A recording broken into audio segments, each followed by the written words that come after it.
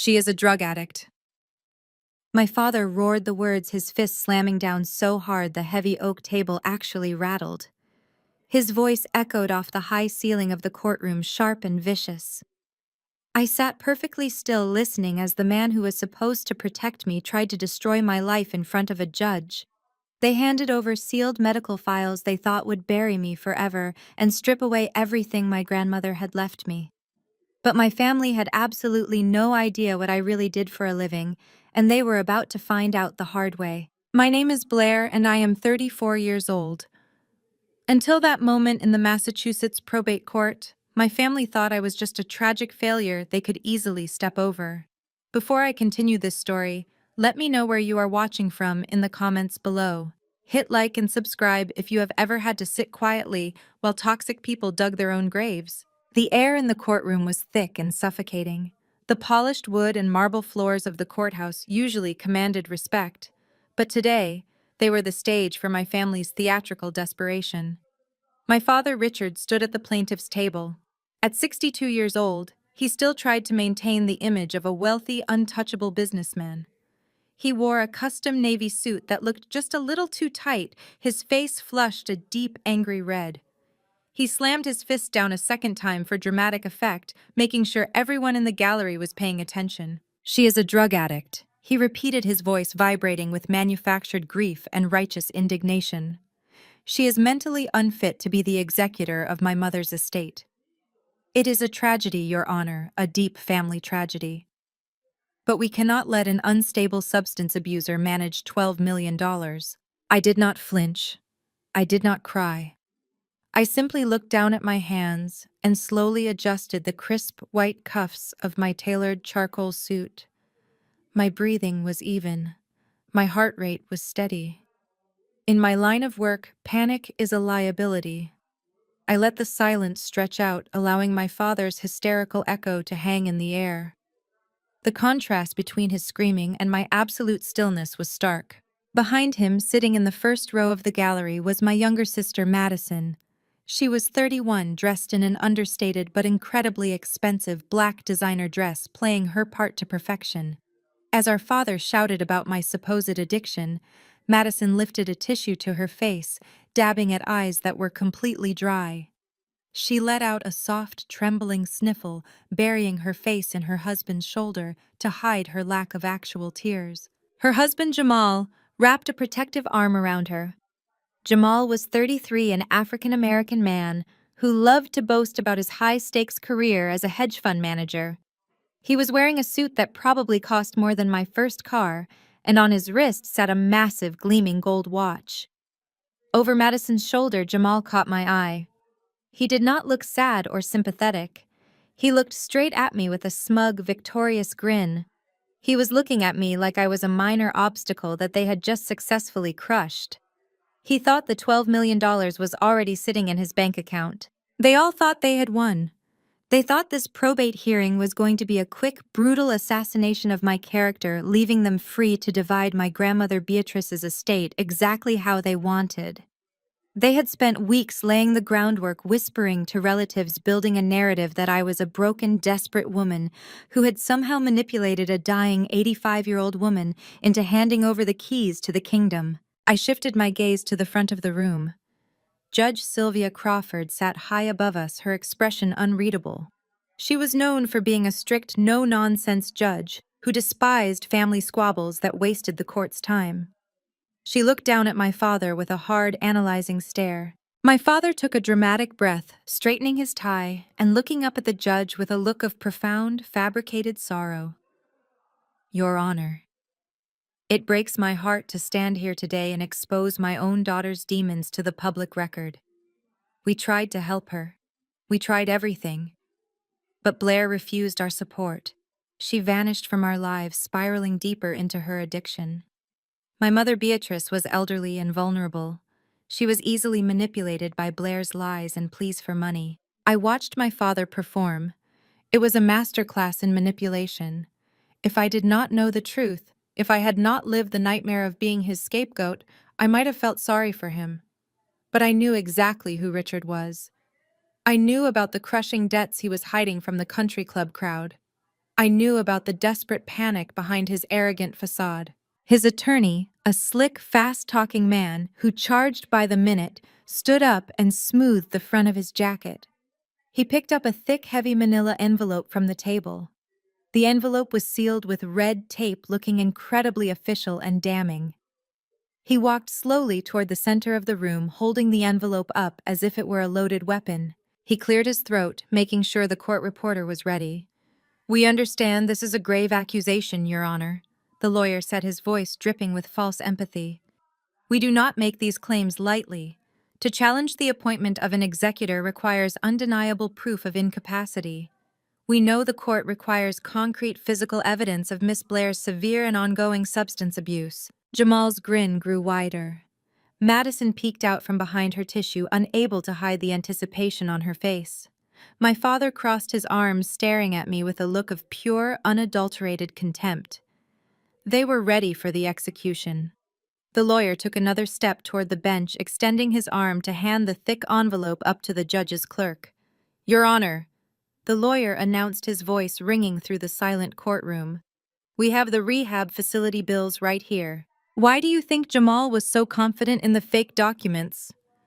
The clerk took the heavy envelope and handed it up to the bench. My father's attorney, a man who clearly loved the sound of his own voice, did not wait for the judge to open it before he began his performance. He keyed a command into his laptop, projecting copies of the documents onto the large monitors mounted around the courtroom. "Your Honor," the attorney announced, pointing dramatically at the screens, "what you see before you are certified admission records and billing statements from Oakwood Serenity Center. These documents detail a disturbing pattern of severe substance abuse and chronic psychiatric instability. They chronicle multiple involuntary holds over the past 3 years." The words echoed off the marble walls, heavy and damning. My own counsel shifted uncomfortably in his leather chair, pulling at his collar and wiping a bead of sweat from his forehead. He leaned close to me, his voice a frantic whisper, asking if any of this was real. I did not look at him. I kept my eyes locked on the monitors, my face a mask of absolute calm. I simply shook my head once. To drive the final nail into my coffin, the opposing counsel called my sister to the stand. Madison walked up the aisle looking like the picture of tragic grace. She clutched a designer tissue, her shoulders trembling with fabricated grief. When asked to detail my supposed descent into addiction, Madison delivered a monologue that belonged on a theater stage. She claimed I showed up at her house in the middle of the night, erratic and desperate for cash. She spun a vivid, agonizing tale about how her diamond tennis bracelet went missing the next morning. She cried openly, describing how hard she and Jamal had tried to save me, only for me to aggressively push them away so I could buy more pills. She painted me as a monster who was draining the family of its emotional and financial resources. The gallery erupted in quiet murmurs of disgust. I could hear the sharp intakes of breath from extended family members sitting in the back rows, their whispered judgments labeling me a disgrace. Jamal sat behind the plaintiff's table, nodding solemnly as his wife wept on the stand. He occasionally bowed his head, playing the role of the supportive, exhausted brother-in-law. He thought he was a mastermind. He thought he had orchestrated the perfect character assassination. But I do not just look at documents. I dissect them for a living. I hunt financial criminals by reading the spaces between the lines. As I stared at the glaring white letterhead of Oakwood Serenity Center projected on the screen, a cold, sharp smile tugged at the corner of my mouth. To the judge, to my father, to everyone else in the room, it looked like a legitimate high-end medical facility. But I recognized the font. More importantly, I recognized the underlying corporate formatting of the billing invoice attached to the medical records. It was a standard automated template generated by a specific offshore banking portal. I knew this because Oakwood Serenity Center did not exist in any medical registry. It was a shell company registered in Delaware. And I knew exactly who the registered agent for that specific LLC was. It was Jamal. He had used one of his fraudulent investment holding companies to generate fake medical invoices, arrogantly assuming that no one in a county probate court would ever bother to run a federal tax identification check on a hospital bill. My attorney leaned in again, panicking as the overwhelming tide of public opinion turned viciously against us. He urged me to show some emotion, to act defensive, to do anything to combat Madison's tears. I completely ignored him. I picked up my sleek silver pen and slowly, deliberately slid it across my blank legal notepad. The smooth metal gliding over the paper was the only physical reaction I allowed myself. The trap was set. My family had walked right into it, proudly carrying the very evidence that would lock their own cage. From across the aisle, my father watched me closely. Richard expected me to break down. He expected me to scream, to deny the accusations, to stand up and look exactly like the erratic, unhinged addict they were describing to the court. My absolute, unwavering silence was clearly beginning to unnerve him. He shifted his weight, his arrogant posture faltering just a fraction. He shot a quick glance at Jamal, seeking reassurance. Jamal gave him a subtle, confident nod, utterly convinced that their fabricated paperwork was foolproof. Up at the bench, Judge Sylvia Crawford was not looking at the monitors. She was meticulously reviewing the original physical documents pulled from the sealed envelope.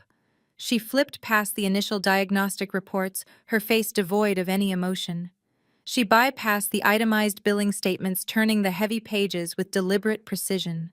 The courtroom was still ringing with Madison's theatrical sobs, but the judge tuned it all out entirely. The air in the room seemed to grow heavier, the tension thickening as the judge's hands suddenly stopped moving. She stared at page 4 for a long, agonizing moment. Her eyes, sharp and fiercely calculating, narrowed into tight slits. She traced a line of printed text with her index finger, stopping abruptly at a specific signature block at the bottom of the page. The silence emanating from the bench became deafening, instantly pulling the attention of the entire room away from Madison. Judge Crawford slowly lowered the document. She looked directly over the rim of the paper, her piercing gaze bypassing her clerk, bypassing the high-priced lawyers, and landing dead center on my father. Judge Crawford slowly reached up and grasped the thick frames of her reading glasses. She pulled them away from her face and let them drop onto the polished mahogany bench. The sharp clack of the heavy frames hitting the wood echoed like a gunshot in the cavernous room. The theatrical sobbing from the gallery instantly ceased. Madison froze in her seat, her designer tissue suspended inches from her dry eyes. Even the court reporter's fingers paused over her stenograph machine, leaving the room in a sudden, breathless vacuum. The courtroom fell so completely dead silent that I could hear the faint hum of the air conditioning vents overhead and the distant muffled sound of traffic from the Boston streets outside. Judge Crawford leaned forward, resting her forearms on the high bench. She did not look at the opposing counsel. She did not look at Madison. She completely ignored the stack of fabricated medical bills lying in front of her. Her piercing gaze bypassed everyone else in the room and locked directly onto my father.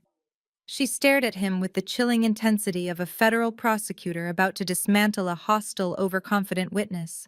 "Mr. Hayes," she began, her voice remarkably low, but carrying a dangerous, razor-sharp edge that demanded absolute attention.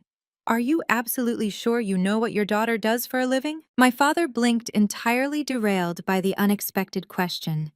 He looked down at his high-priced attorney, silently demanding an objection. But his lawyer was too busy staring nervously at the bench, a fresh bead of sweat rolling down his temple. The lawyer knew Judge Crawford by reputation, and he knew she never asked a question without already holding the devastating answer. Richard puffed out his chest, gripping the edges of the plaintiff's table. He attempted to regain his footing, falling back on the decades of blind arrogance that had always served as his armor. He truly believed his own narrative. He had spent years convincing himself and his country club friends that I was nothing more than a spectacular failure. He scoffed a short, abrasive sound meant to dismiss the judge's inquiry as entirely irrelevant to the proceedings. "She does data entry, Your Honor. She is a glorified clerk who cannot even hold down a basic apartment lease without getting evicted or begging for a handout. That is precisely why we are here today. We must protect my mother's estate from someone with zero financial literacy, no stable career, and a documented history of severe substance abuse. You hold the proof in your hands right now." From his seat in the gallery directly behind my father, Jamal snickered. It was a soft, arrogant sound, but in the dead quiet of the courtroom it carried perfectly. Jamal leaned back against the wooden bench, adjusting the cuffs of his expensive custom suit. He crossed his legs, completely convinced that my father had just nailed the coffin shut on my future. He looked at me with an expression of pure mockery, expecting me to shrink away in shame, expecting me to finally break down under the weight of their coordinated lies. They had all underestimated my capacity for patience. I do not react to provocations. I investigate them, I document them, and then I destroy them. I placed my silver pen down on my legal pad, aligning it perfectly parallel to the edge of the paper. I pushed my chair back, the wooden legs scraping loudly against the marble floor, and I stood up. I took my time commanding the space simply by occupying it. I reached up and unbuttoned the center button of my tailored charcoal suit jacket, shifting my posture into one of absolute authority. My lawyer reached out a trembling hand to stop me, murmuring a panicked warning about speaking out of turn and letting him handle the defense. I ignored him entirely. I stepped out from behind the defense table and walked to the center aisle, planting my feet firmly on the polished floor. My father watched me, his smug expression faltering as he realized I was not breaking down. I was not screaming in protest. I was not acting like the erratic, unhinged addict they had just spent an hour describing to the court. I stood tall, my shoulders squared, my face a mask of absolute calculated calm. I looked at Madison, watching the color rapidly drain from her face as she realized my silence was not surrender. I looked at Jamal, whose arrogant grin slowly melted into a look of cautious confusion as I met his gaze without a single ounce of fear. Finally, I looked at my father, holding his stare, until the oppressive silence of the room forced him to look away first. I turned my attention back to the bench, looking directly at Judge Crawford. She did not reprimand me for standing. She did not strike her gavel or order me to sit down. She simply watched me, her hands folded neatly over the forged medical documents Jamal had so foolishly submitted to a court of law. She recognized the demeanor of someone who knew exactly what they were doing. My voice, when I finally spoke, did not shake. It was clear, resonant, and echoed with the cold precision of a woman who had spent years dismantling criminals who thought they were untouchable. Actually, Your Honor, I think my father is stuck in the past. Let me clarify what happened 12 years ago. 12 years ago, I was 22 years old.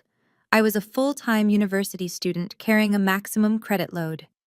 My father stood in this exact county and told his affluent friends that he was fully funding my education.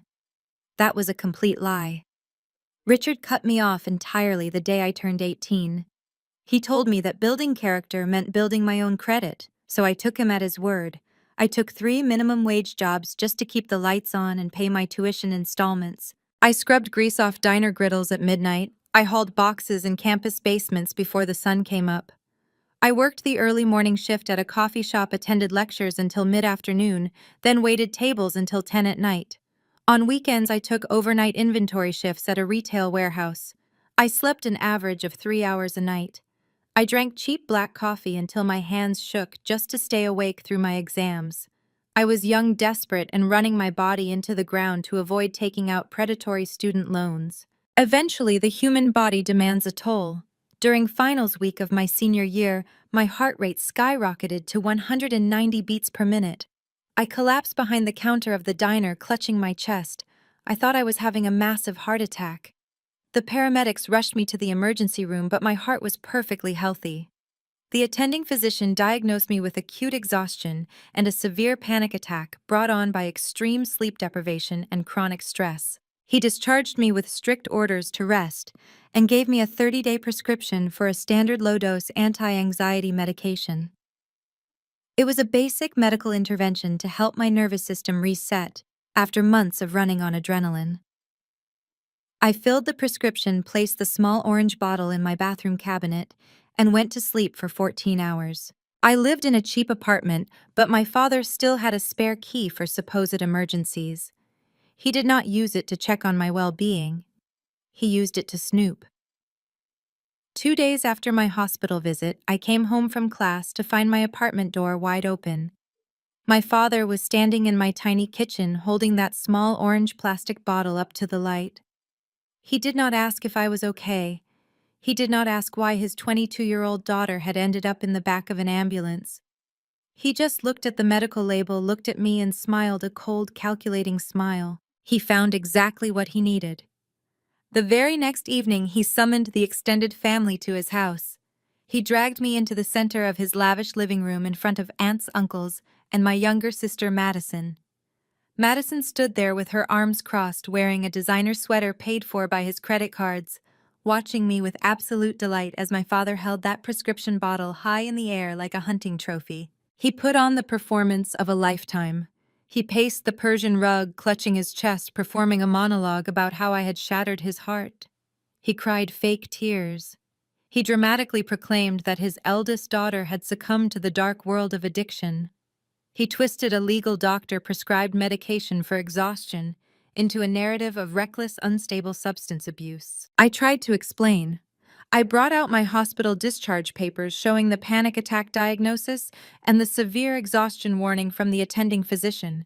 He snatched the papers out of my hand and threw them directly into the lit fireplace. He looked me dead in the eye and told the entire family that an addict could not be trusted under his roof or in his family. He gave me exactly 1 hour to pack my belongings and get out. He branded me a junkie to destroy my credibility, ensuring that no one in our family would ever believe a word I said. He made sure I was completely isolated, cut off, and thrown onto the street with nothing but a suitcase. I paused, letting the heavy reality of that night sink into the silent courtroom. Up at the bench, Judge Crawford's expression had turned into a mask of pure granite. She did not blink. She leaned forward, resting her chin on her steepled hands, absorbing every single word. She kept her eyes locked on my father. Richard's face was rapidly losing its color. His confident, arrogant posture was crumbling, replaced by the frantic shifting of a man who suddenly realizes the exits are blocked. In the gallery, Jamal shifted in his seat, the smug grin completely wiped from his face.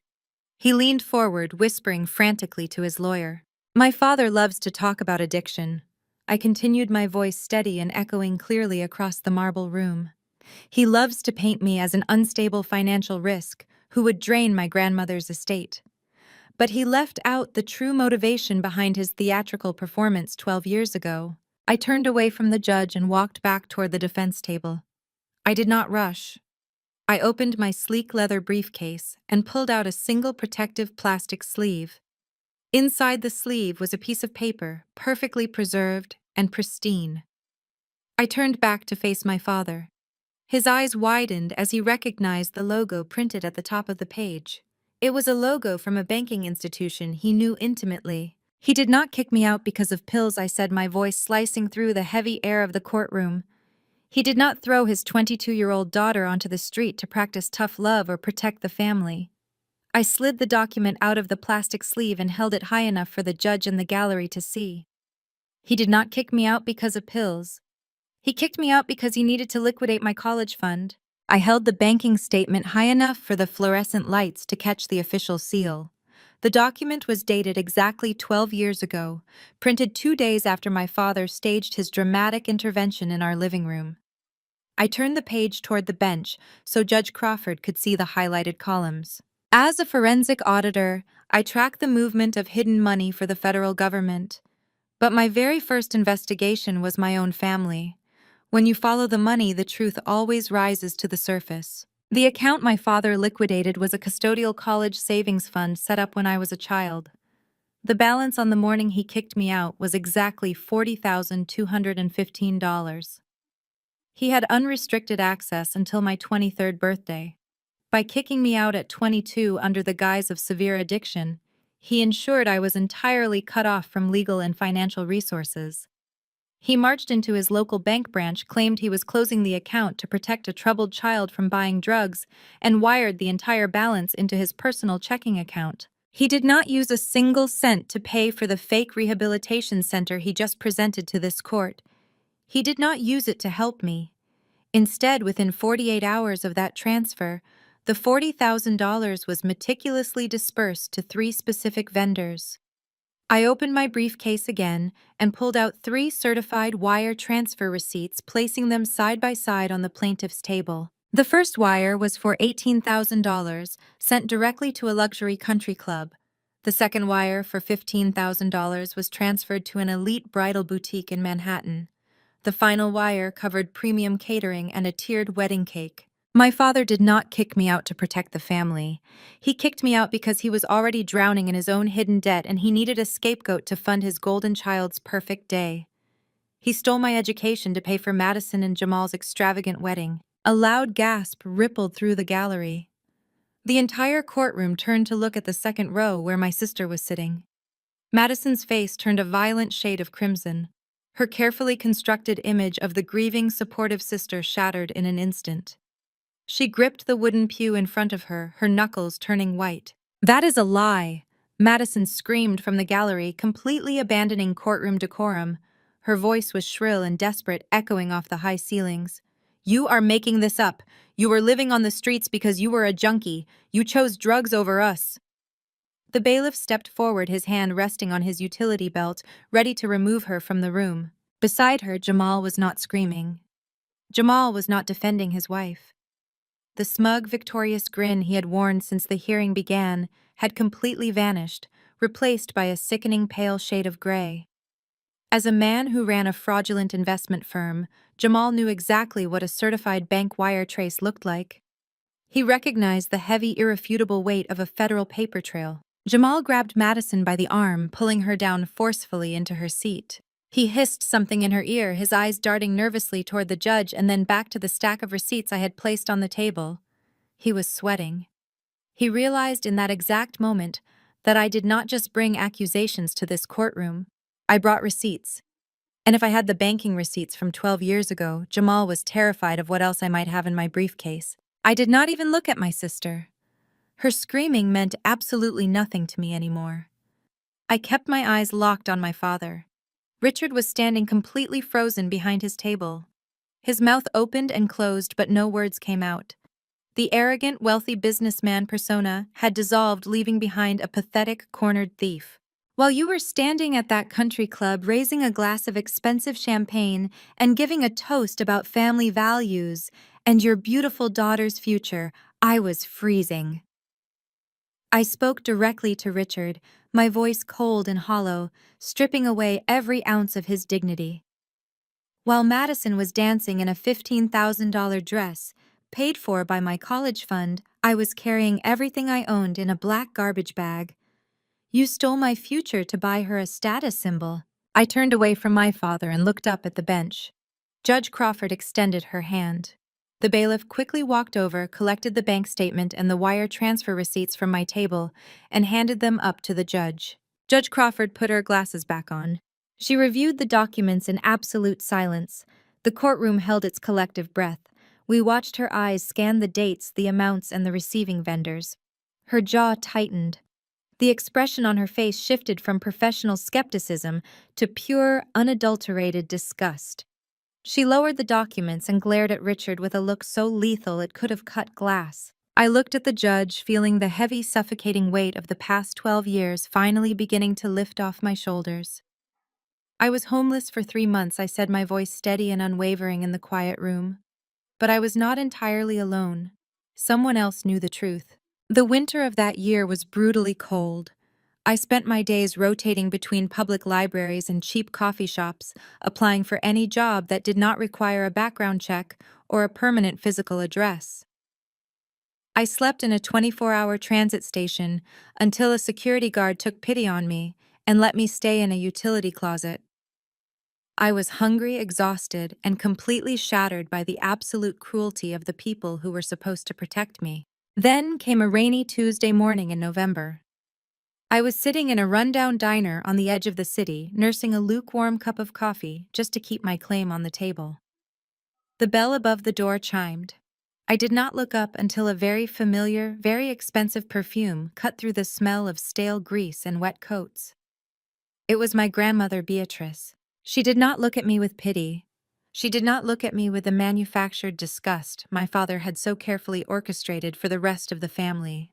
She slid into the cracked vinyl booth across from me, her posture perfectly straight, her sharp eyes scanning my exhausted face and my worn-out coat. "You look terrible, Blair," she said, her tone completely matter-of-fact. "But you certainly do not look like a junkie." I tried to speak, but my throat was tight with a sudden overwhelming wave of emotion. Beatrice simply raised a single elegantly manicured hand to stop me. She did not need me to explain. She told me she had hired a private investigator the very morning after my father kicked me out. She had not believed his theatrical weeping display in the living room for a single second. Beatrice was a woman who had built her own formidable wealth from the ground up after my grandfather passed away. She knew a con artist when she saw one, even when that con artist happened to be her own son. She leaned across the sticky diner table and told me exactly what her investigator had found. She knew Richard was drowning in massive, unmanageable debt. She knew he had liquidated my custodial college fund to pay for Madison and Jamal's extravagant wedding. She looked me dead in the eye and stated plainly that my father was a narcissistic fraud. He was a man using his own children as financial shields to mask his spectacular failures. Then she reached into her designer handbag and pulled out a crisp, white envelope. She slid it across the table until it rested right next to my coffee cup. Inside was a cashier's check.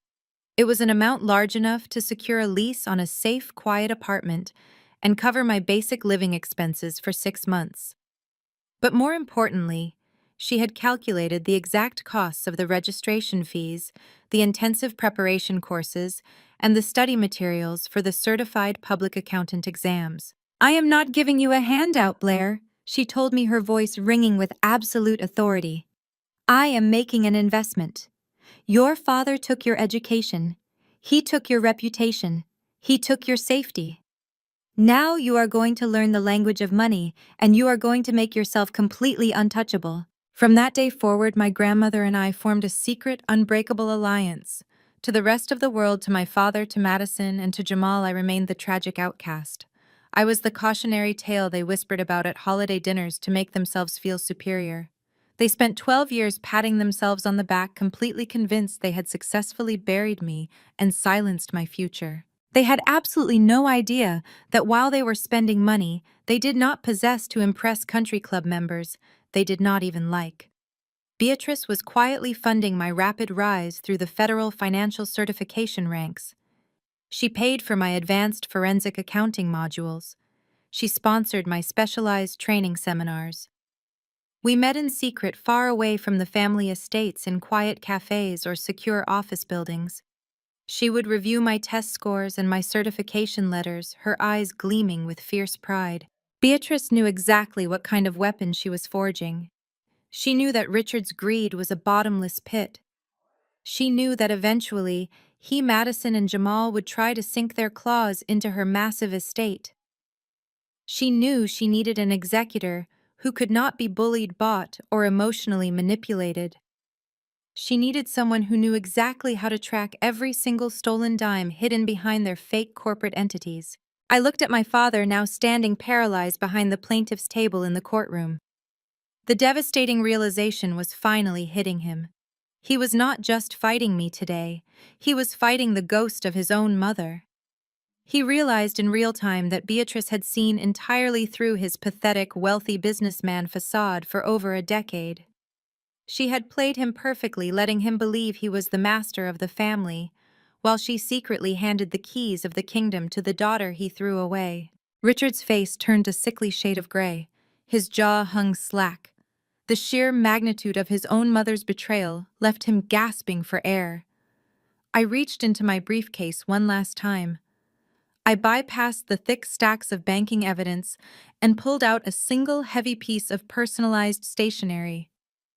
The paper was slightly yellowed, carrying the distinct gold watermark of my grandmother's personal desk.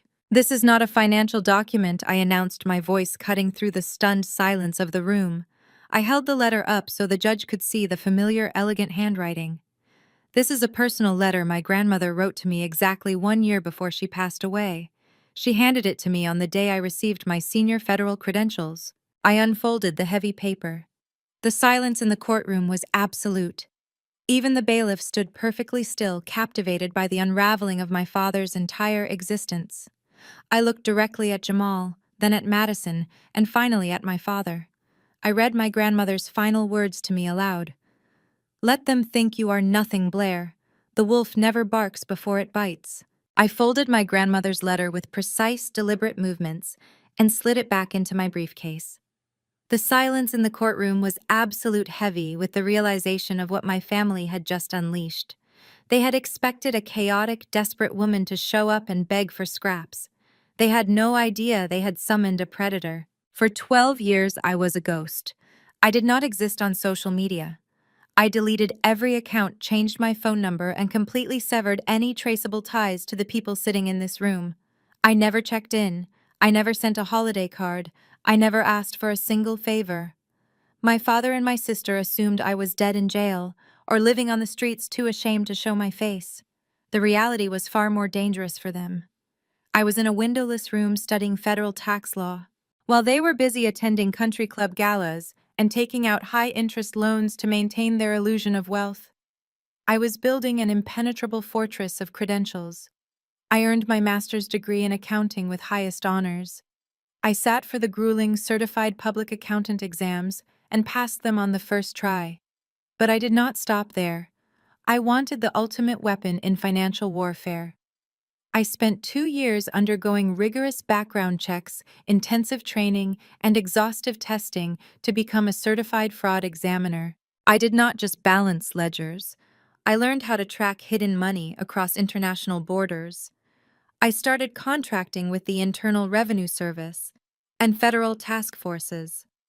I was handed cases involving white-collar criminals, corrupt politicians, and corporate executives who thought they were smarter than the government. I tracked phantom LLCs, shell corporations, and laundered assets hidden in offshore accounts. I learned how to find the invisible threads of stolen money and pull them until entire empires unraveled. My grandmother Beatrice kept me informed of everything happening back home. I knew exactly what my family was doing during those ghost years. Every Thanksgiving, Richard would sit at the head of his massive dining table, carving a turkey he bought on a maxed-out credit card. He would raise a glass of expensive wine and boast to the extended family about his brilliant son-in-law. Jamal would sit there wearing a custom-tailored suit, swirling a glass of bourbon. Jamal loved to play the part of a Wall Street titan. He would talk endlessly about his proprietary hedge fund algorithms, his high-yield returns, and his exclusive circle of wealthy investors. He drove leased luxury cars to family dinners and spoke down to anyone who did not understand complex market dynamics. They mocked my absence, toasting to their own manufactured greatness and the incredible financial legacy they were supposedly building. While Jamal was playing a billionaire in my father's living room, I was sitting in a highly secured federal building in Washington, staring at dual monitors until my eyes burned. I was eating stale sandwiches at 2 in the morning, ripping apart real financial syndicates. I was tearing down men who were 10 times smarter and 100 times wealthier than Jamal could ever hope to be. During those long, silent nights, I learned a very specific, very ruthless skill. I learned how to entirely dismantle a human being's life using nothing but spreadsheets and wire transfer routing numbers. I realized that arrogant men all make the exact same fatal mistakes. They get greedy, they get sloppy, and they always leave a paper trail. I learned that wealth is often an illusion, but numbers are absolute undeniable truth. Now standing in this courtroom, the illusion my family had carefully maintained for over a decade was shattering into a million pieces. My father was already bleeding out from the truth of the stolen college fund. Madison was clutching her chest in the gallery, hyperventilating as her entire reality collapsed. But Jamal still thought he was insulated. He still thought he was the smartest guy in the room. He sat in the gallery, his arms crossed, trying to project an air of bored indifference. He thought this probate hearing was just a messy, emotional family squabble over a house and a few local bank accounts. He thought my expertise was limited to catching low-level embezzlement or standard tax evasion. He thought his offshore accounts were buried far too deep for a county court to ever discover. I stepped away from the plaintiff's table and walked slowly down the center aisle, my heels clicking sharply against the marble floor. I stopped right in front of the wooden barrier separating the court from the gallery, standing directly in front of where Jamal was seated. I looked at him. I looked at the smug, dismissive expression he was trying so desperately to maintain. I looked at the heavy gold watch on his wrist and the silk pocket square in his jacket. I let him feel the full crushing weight of my attention. The air in the courtroom seemed to drop 10 degrees. Judge Crawford watched me intently from the bench, recognizing the exact moment a federal auditor corners their target. I tilted my head slightly, my voice dropping to a calm conversational tone that carried perfectly through the dead silent room. Speaking of hedge funds, Jamal, how is the Cayman Islands portfolio doing this quarter? Jamal dropped his pen. The sharp clatter of Jamal dropping his gold pen onto the defense table brings me immense satisfaction. He knows. He knows I see right through his offshore shell game. But to fully understand the absolute suffocating panic radiating from my brother-in-law in this courtroom right now, we have to rewind the clock. We have to go back exactly 3 weeks. Back to the day we buried Beatrice, the only person in my family who possessed a single shred of human decency.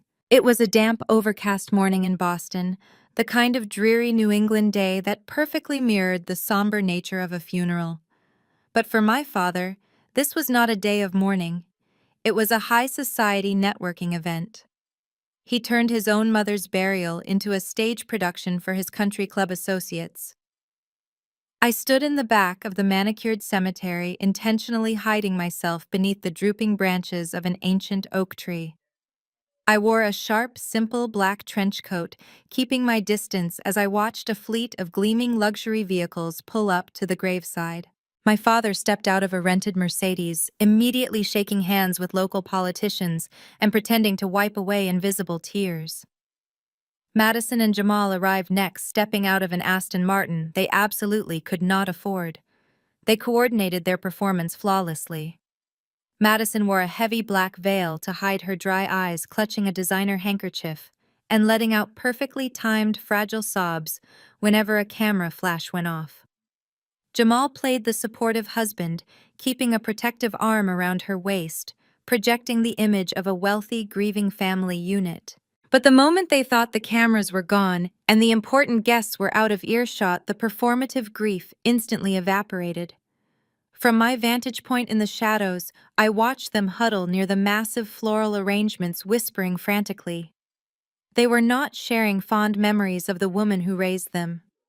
They were acting like starving vultures circling a fresh carcass, actively calculating the liquidation value of a $12 million estate. I distinctly heard my father assure Jamal that the massive stone manor would go on the market by the end of the month. He promised that a massive injection of cash was coming to save Jamal's failing business ventures. I did not approach them. I stayed in the background observing them with the detached analytical precision of a federal investigator mapping out a criminal syndicate. But eventually the crowd of mourners thinned out. Madison spotted me standing quietly by the iron gates. She unlinked her arm from Jamal and marched over her expensive heels, sinking into the wet grass. She looked me up and down with absolute revulsion, treating me like a stray dog that had dared to wander onto a private country club lawn. She leaned in close, the suffocating smell of her heavy floral perfume masking the scent of the damp earth. "Do not try to beg for a handout today," Blair Madison sneered, her voice dropping to a vicious, hateful whisper. "Grandma felt sorry for you, but her charity ends in the grave. You are getting absolutely nothing, so do not even think about causing a scene and embarrassing us in front of these people." Jamal walked up right behind her, sliding his hands into his tailored pockets. He looked at me with that same arrogant, dismissive smirk he wore in the courtroom today. "Take the hint," Blair Jamal added smoothly, his tone dripping with condescension. "Go back to whatever hole you crawled out of. The adults have serious financial matters to handle today." I did not raise my voice. I did not defend myself against their pathetic insults. I just stared back at them, my face perfectly blank, analyzing the sheer blind confidence of two people walking directly into a slaughterhouse. I let them enjoy their delusion for a few hours longer. After the burial concluded, the immediate family retreated to my grandmother's sprawling historic estate for the private reading of the will. The massive stone house felt entirely empty without Beatrice, but my father was already acting like the new lord of the manor. He stood by the grand marble fireplace in the main study, pouring himself a heavy glass of aged scotch. Madison and Jamal took a seat on the velvet sofa, practically vibrating with greedy anticipation. They were already mentally spending money they did not have. I stood silently in the far corner of the room, leaning against a towering mahogany bookshelf. My father glared at me, clearly furious that I had dared to step foot inside the house, but he did not want to cause a screaming match in front of the family attorney. He decided to tolerate my presence, assuming I was just there to receive a token sum of a few $1,000s before being officially banished. Mr. Caldwell, a stern old-school lawyer who had managed Beatrice's affairs for 4 decades, walked into the study. He carried a battered leather briefcase that held the final legally binding wishes of a woman who was infinitely smarter than her greedy son. Mr. Caldwell did not offer any warm pleasantries. He placed his heavy briefcase on the wooden desk, unlatched the brass locks, and pulled out a thick stack of official legal documents. He adjusted his reading glasses, looked down at the very first page of the will, and then slowly raised his head. His eyes bypassed Madison entirely. He completely ignored Jamal. He looked directly across the room at my father, who was swirling the scotch in his crystal glass with a triumphant, expectant grin. Mr. Caldwell let out a heavy sigh, his expression twisting into a tight, deeply uncomfortable grimace. "Richard," the lawyer said, his voice flat and gravely serious in the quiet room, "I suggest you sit down for this." My father did not sit down. He scoffed, taking another arrogant sip of his aged scotch. He genuinely believed that Mr. Caldwell was about to read a few minor, annoying charitable bequests before handing over the keys to the empire. Richard waved his free hand dismissively, telling the lawyer to skip the legal jargon and just get to the bottom line. Madison practically vibrated on the velvet sofa, her eyes wide with unadulterated greed. She leaned into Jamal, whispering loudly about the summer house in Martha's Vineyard and how she planned to completely gut and remodel the kitchen. Jamal rubbed his hands together, his mind already actively embezzling the massive capital injection he desperately needed to keep his fraudulent hedge fund afloat. Mr. Caldwell did not look amused. He adjusted his glasses and began reading from the heavy notarized document. He confirmed the total value of my grandmother's estate, a staggering $12 million, composed of prime real estate liquid assets and highly diversified investment portfolios. Hearing the official number out loud acted like a narcotic on my family. My father closed his eyes and smiled, looking like a man who had just been pardoned by the governor. Then Mr. Caldwell turned to the second page. His voice grew firmer, entirely devoid of sympathy. "To my son Richard," Mr. Caldwell read, enunciating every single syllable perfectly. "I leave absolutely no controlling interest in my estate, my properties, or my financial holdings. I hereby revoke any and all previous powers of attorney." The smug smile slid right off my father's face. The color drained from his cheeks, replaced by a sickly, panicked white. He opened his mouth to protest, but Mr. Caldwell simply raised a hand and continued reading without missing a beat. "I hereby name my granddaughter Blair as the sole and absolute executor of my estate. Furthermore, to Blair, I leave 80% of my total assets free and clear of any encumbrances. The remaining 20% is to be placed into a strictly locked, irrevocable trust, which Richard, Madison, and Jamal are legally barred from accessing or managing in any capacity." For exactly 3 seconds, the study was completely devoid of sound. The sheer magnitude of my grandmother's final strike against them was too massive for their narcissistic brains to process. They had spent 12 years treating me like a disease, convincing themselves that I was a broken, useless addict who had vanished into the gutter. Now a legally binding document had just crowned me the absolute ruler of their financial universe. The silence shattered. My father let out a guttural, feral roar. He hurled his heavy crystal glass directly at the stone fireplace. It shattered into 1,000 pieces, sending shards of glass and expensive liquor flying across the Persian rug. He gripped the edge of the mahogany desk, his knuckles turning white, screaming at Mr. Caldwell that the document was a forgery, a mistake, a sick joke. Madison completely lost her mind. The polished high society facade melted away in an instant. She shrieked a high-pitched, agonizing sound and actually lunged across the room at me. Her hands were curled into claws, her face twisted with a level of pure hatred I had never seen before. Jamal had to grab her around the waist, pulling her back forcefully as she thrashed and kicked against him, screaming that I had poisoned our grandmother's mind. I did not flinch. I did not step back. I simply stood by the bookshelf, picked up a porcelain cup of black coffee from a nearby side table, and took a slow, deliberate sip. I watched their psychological collapse with the cold, detached fascination of a scientist observing a chemical reaction. They were tearing each other apart, thrashing against the inescapable reality of their own ruin. "You manipulated her!" My father screamed, pointing a trembling finger at my face. "You crawled back here and brainwashed a dying woman. I will contest this. I will drag you through every court in this state. I will have you committed." Mr. Caldwell calmly closed his leather folder and latched his briefcase. He looked at my father with profound disgust. I assure you, Richard Beatrice was of exceptionally sound mind. In fact, she had 3 independent medical professionals evaluate her cognitive functions on the very day she signed this document. She anticipated this exact reaction from you. I strongly suggest you hire competent counsel, though I doubt it will do you any good. With that, the lawyer turned on his heel and walked out of the study, leaving us alone in the tense, suffocating aftermath of the explosion. I placed my coffee cup back down on the table. The show was over. I had seen everything I needed to see. I smoothed out the front of my tailored suit, completely ignoring my father's frantic, heavy breathing and Madison's continuous hysterical sobbing. I stepped away from the bookshelf and began walking toward the heavy wooden double doors leading out to the main hallway. I did not make it to the exit. Jamal stepped directly into my path. He moved with a sudden aggressive speed that completely contradicted his usual laid-back, arrogant demeanor. He planted himself squarely in front of the doors, his broad shoulders blocking any chance of me leaving the room. He reached behind his back, grasped the brass deadbolt, and locked the door with a loud, heavy click. He did not look like a smooth-talking hedge fund manager anymore.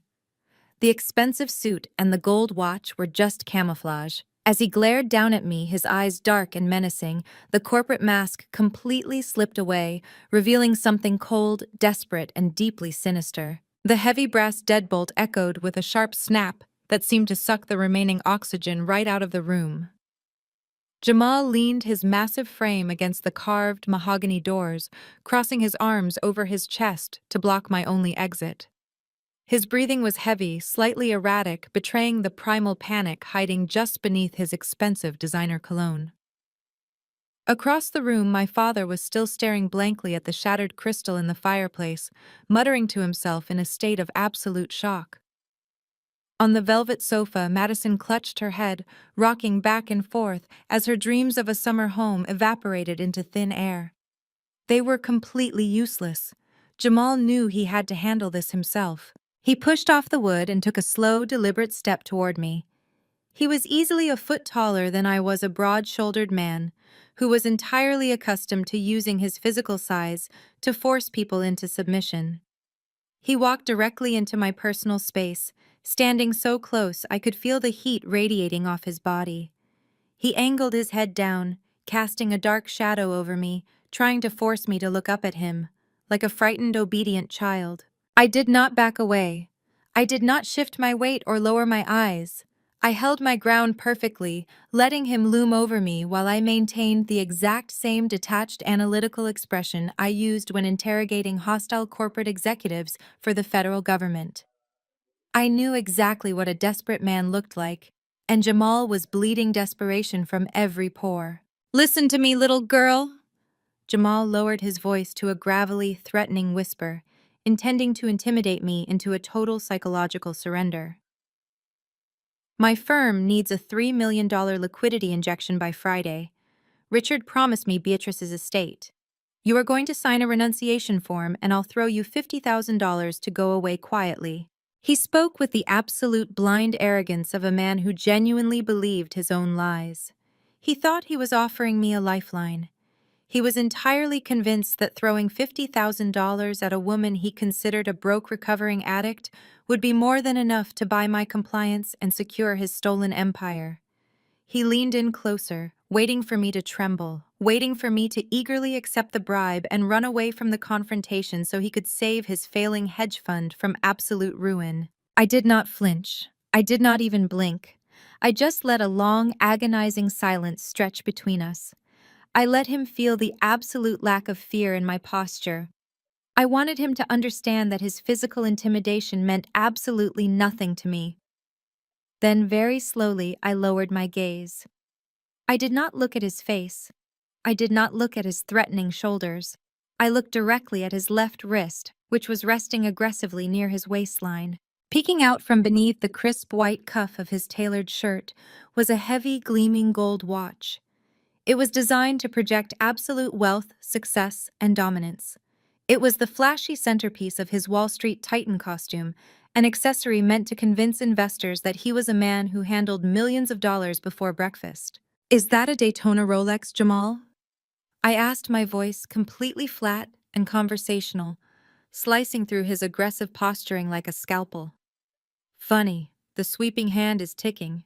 Real Rolexes glide, they don't tick. The air rushed out of Jamal's lungs in a sharp, audible gasp. His dark eyes widened in absolute shock. The aggressive, towering stance collapsed instantly. He actually took a physical step backward, pulling his left arm behind his back, as if the watch had suddenly caught fire. The psychological impact of that single observation hit him harder than a physical blow to the chest. In 3 short sentences, I had completely stripped away his entire identity.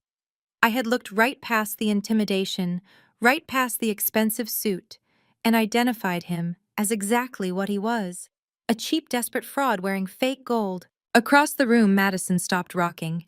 My father finally turned away from the fireplace. They watched in stunned silence as the man who was supposed to be their financial savior stumbled backward away from me, completely rattled and entirely out of his depth. Jamal opened his mouth to defend himself, to spin another lie to try and regain the upper hand, but he had absolutely nothing left in his arsenal. His chest heaved. A visible bead of sweat broke out on his forehead. He realized in that agonizing moment that I was not a victim. I was not a terrified outcast who could be bullied into submission. He was standing in a locked room with a predator who noticed every single detail, every discrepancy, and every lie. I stepped right into the space he had just retreated from. I squared my shoulders, staring him dead in the eye with a look of pure, unadulterated ice. "If you ever try to trap me in a room again, I won't just take your money. I'll take your freedom." The heavy mahogany doors of my grandmother's study swung shut behind me, leaving Jamal frozen in his cheap suit, and my father staring blankly at the ruins of his shattered crystal glass. I did not look back. I simply walked out the front door, climbed into my SUV, and drove away from the sprawling estate. I knew the explosion was coming. You cannot back a family of narcissists into a corner, strip away their $12 million fantasy, and expect them to surrender quietly. They operate entirely on attention, on public validation, and on controlling the narrative. Deprived of the inheritance they had already mentally spent, they immediately turned to the only weapon they had left: character assassination. Within 48 hours of the will reading, my sister went absolutely nuclear. Madison did exactly what any entitled, financially ruined golden child would do. She took out her smartphone, positioned her expensive ring light perfectly, and began broadcasting her fabricated trauma to the entire world. The videos appeared across every major social media platform, meticulously designed to generate maximum outrage. In the footage, she sat on her plush velvet sofa wearing an oversized sweater and no makeup to look appropriately distressed. She squeezed out highly orchestrated tears, sobbing to her thousands of followers about a sudden, devastating family tragedy. She did not mention her husband's fake gold watch or my father's crippling business debts. Instead, she spun a terrifying, malicious tale about her estranged, severely mentally unstable older sister. Madison stared directly into the camera lens and claimed I was a violent drug addict who had crawled back from the streets.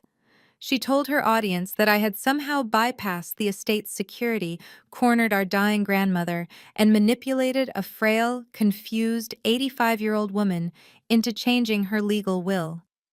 She weaponized buzzwords perfectly, crying about elder abuse, psychiatric coercion, and financial exploitation.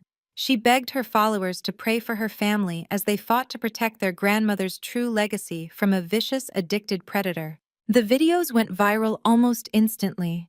The comment sections flooded with absolute strangers, offering sympathy to Madison and demanding that I be investigated by the authorities. The digital mob was exactly the spark the extended family needed to ignite their own outrage. My phone began vibrating nonstop. Aunts, uncles, and second cousins who had not spoken a single word to me in 12 years suddenly found my contact information.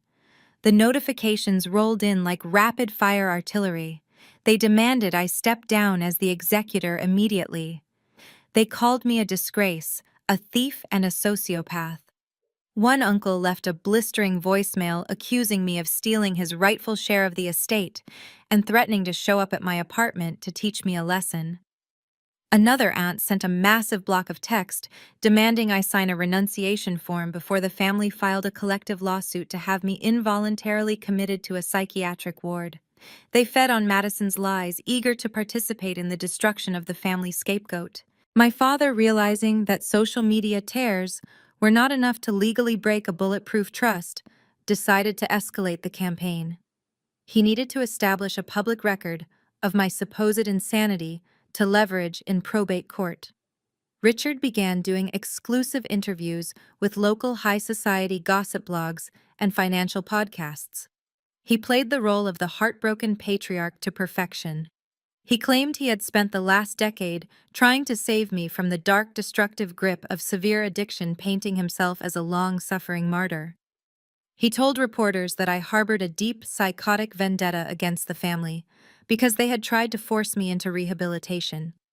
He publicly declared that his mother, Beatrice, had suffered from severe dementia in her final months, completely ignoring the absolute fact that she had passed 3 rigorous cognitive evaluations on the exact day she signed her will. My own legal counsel called me in a sheer panic.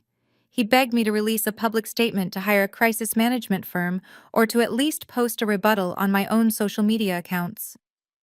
He warned me that the court of public opinion could heavily influence a judge if my father actually managed to file an emergency injunction to halt the probate process. I told my lawyer to take a breath and do absolutely nothing. I refused to engage in a public screaming match. I refused to defend myself against people who relied on cheap theatrics and burner accounts. Let them scream. Let Madison post 100 more tearful videos. Let my father give 1,000 interviews about his tragic addicted daughter. They were fighting a war of public relations, relying on the court of public opinion to bully me into submission. They thought shame would force me to hand over the estate. I was not fighting a public relations war. I was fighting a war of federal compliance. I ignored the hundreds of hateful text messages flooding my screen. I silenced my phone and tossed it onto the kitchen counter, letting the screen flash wildly in the dark. I walked into my home office, locked the solid core door, and pulled down the heavy blackout blinds.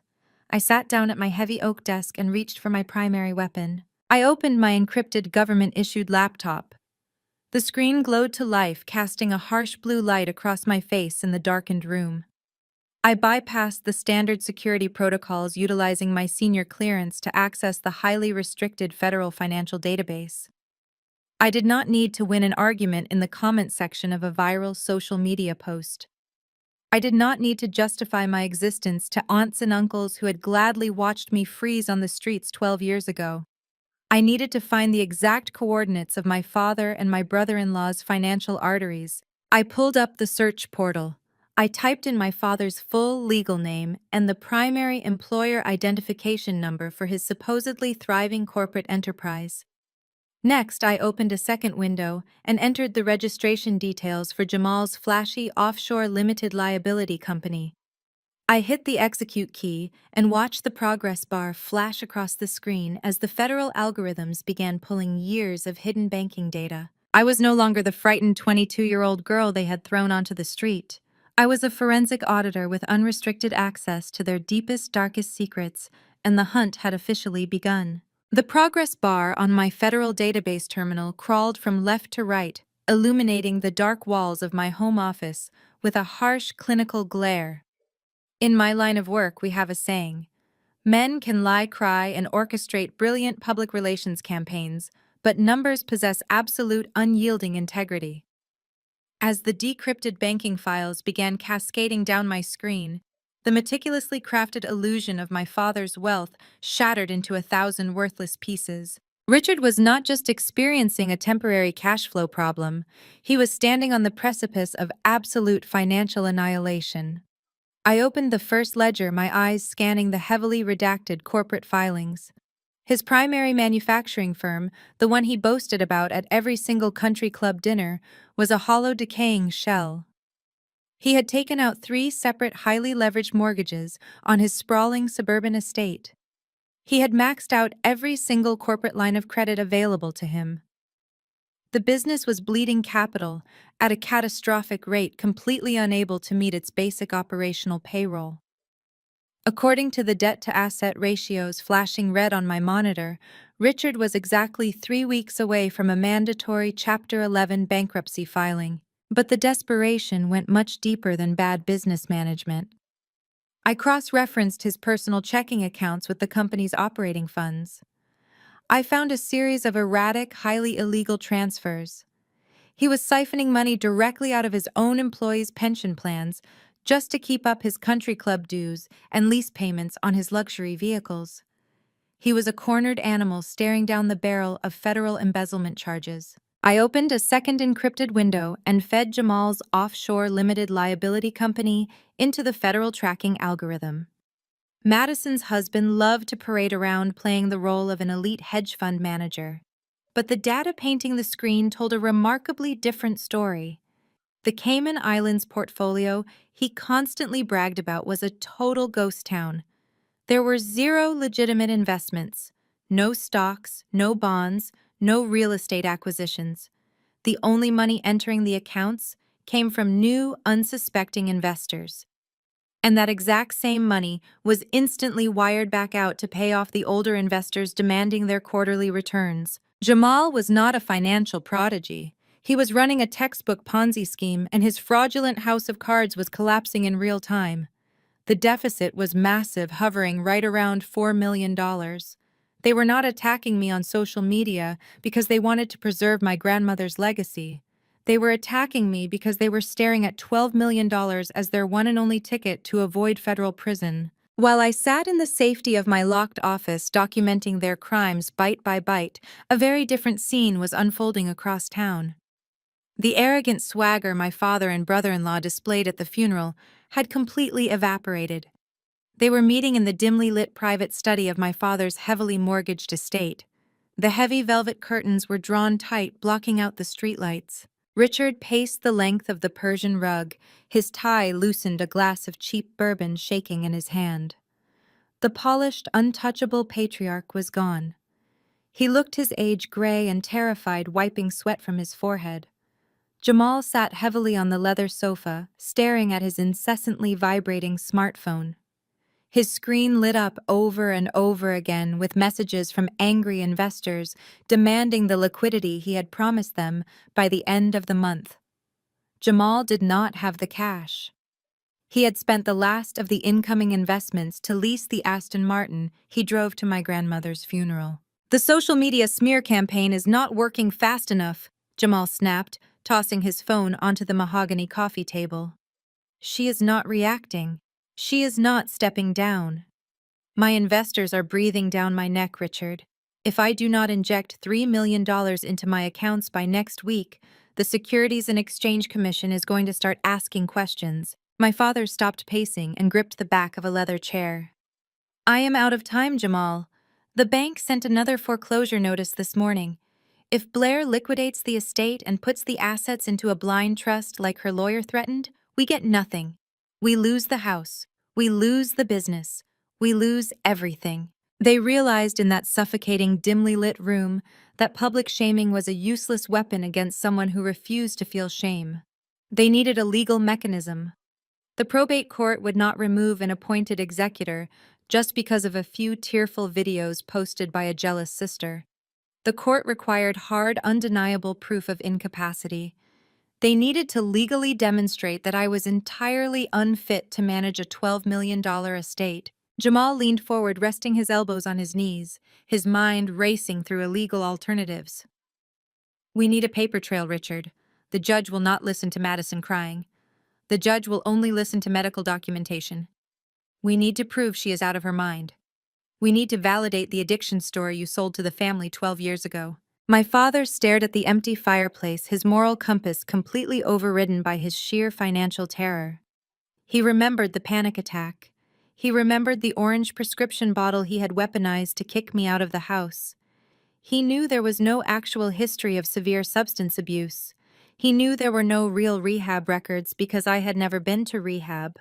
But a desperate man facing total ruin does not care about reality. He cares about survival. His entire existence depended on stealing my inheritance to cover his tracks. He turned to face his son-in-law, his eyes cold and devoid of any paternal instinct. The decision was made in an instant. We need to prove she is unfit. Get me those rehab documents. We will make them ourselves if we have to. Jamal did not waste a single second. The very next morning, he locked the doors to his downtown corner office, closed the motorized blinds, and booted up his personal encrypted laptop. He was a man fighting for his life, and he needed a weapon that would completely obliterate my credibility. He opened the digital registry of his offshore accounts. Among the tangled web of fraudulent investments and empty portfolios, he located exactly what he needed. It was a dormant, limited liability company registered in Delaware, originally set up to funnel phantom real estate investments. With a few rapid keystrokes, he altered the doing business as classification. In less than 10 minutes, that empty corporate shell was officially rebranded as Oakwood Serenity Center. Jamal downloaded standard medical billing templates from the internet. He poured a fresh cup of coffee and began meticulously crafting a fictional nightmare. He typed out admission dates, diagnostic codes, and discharge summaries. He did not hold back. He documented 30-day involuntary psychiatric holds. He listed treatments for severe narcotic withdrawals. He fabricated notes about erratic, aggressive behavior and refusal to comply with outpatient therapy. He attached exorbitant billing amounts to the invoices, ensuring they looked like the authentic, crushing expenses of a high-end private rehabilitation facility. He printed the documents on thick, expensive linen paper to give them the physical weight of absolute authority. When he handed the freshly printed stack of lies to my father later that afternoon, Richard did not ask questions. Richard did not express a single ounce of hesitation about committing massive, multi-layered fraud against his own flesh and blood. My father simply looked at the crisp invoices, his eyes gleaming with the desperate relief of a man who just found a loaded gun. They wasted no time. Less than 48 hours after the reading of my grandmother's will, Richard and Jamal walked through the heavy double doors of the Massachusetts probate court. They wore their sharpest power suits, projecting the image of deeply concerned wealthy family members forced to take drastic action. They marched right up to the clerk's window and officially filed an emergency injunction to halt the execution of the estate. My father stood before the intake clerk and delivered a masterful, tragic performance. He claimed that a $12 million estate was in imminent danger of being liquidated to fund a lethal drug habit. He submitted the forged Oakwood Serenity Center invoices as Exhibits A through D, demanding an expedited hearing to strip me of my executor duties and transfer total control of the assets back to him. Walking out of the courthouse, they felt absolutely invincible. Richard immediately called Madison, instructing her to start practicing her victim routine for the witness stand. They laughed in the courthouse parking lot, entirely convinced of their own brilliant supremacy. They genuinely believed they had outsmarted the legal system. They pictured me as the exact same terrified, isolated 22-year-old girl they had thrown onto the streets 12 years ago. They thought I was sitting alone in a cheap apartment, completely defenseless, lacking the resources or the mental fortitude to fight back against a tidal wave of medical evidence. They thought they had cornered a helpless, estranged daughter. 2 days later, I was sitting at my heavy oak desk in my home office, cross-referencing a series of offshore wire transfers on my federal terminal. A sharp, authoritative knock echoed from my front door. I locked my screen, walked down the hallway, and opened the door to find a licensed process server standing on my porch. He asked to confirm my identity, handed me a thick manila envelope, and quickly walked away. I closed the door, carried the envelope back to my office, and sat down. I broke the red legal seal and pulled out the emergency injunction.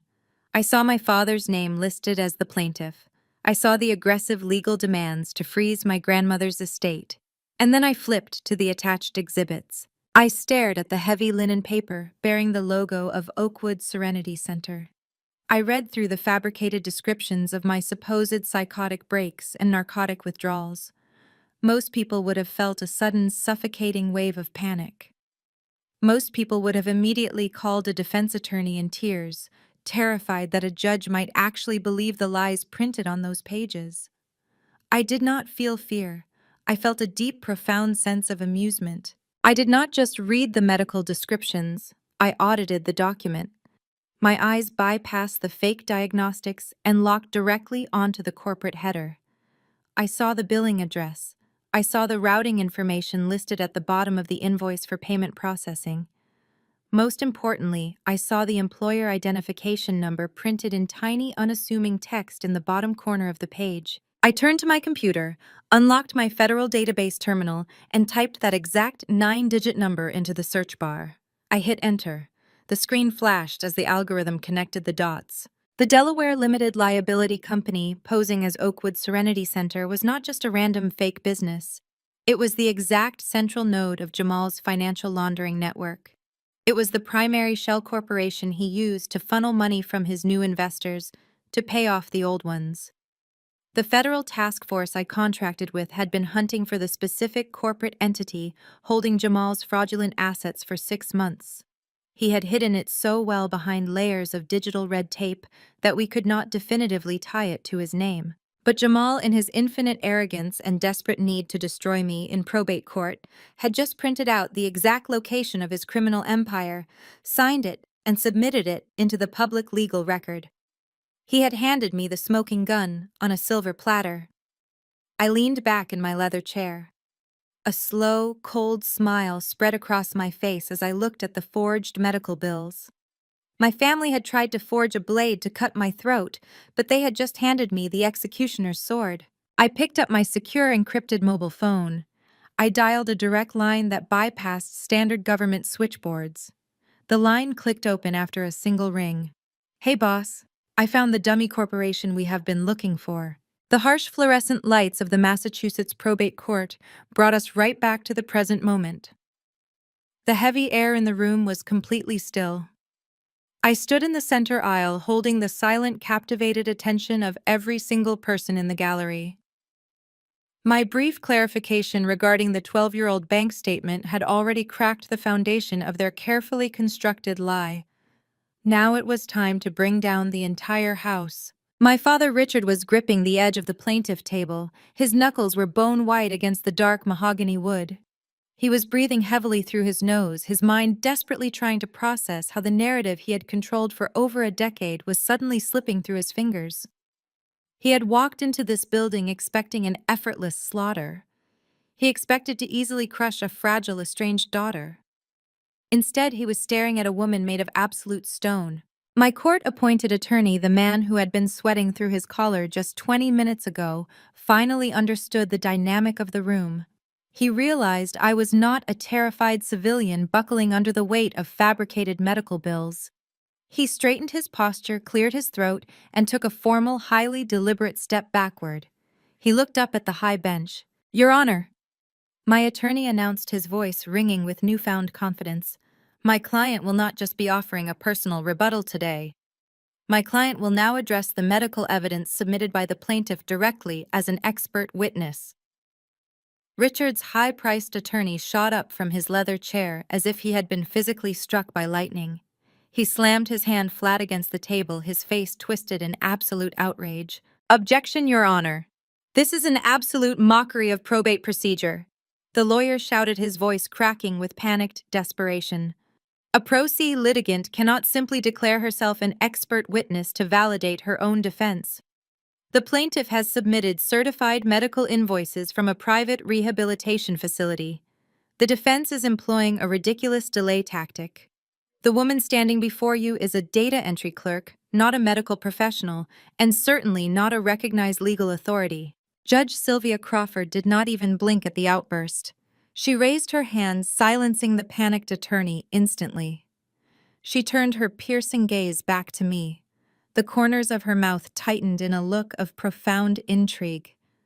She had presided over hundreds of bitter family disputes, but she knew exactly when the temperature in her courtroom fundamentally shifted. "I will hear her foundation counsel."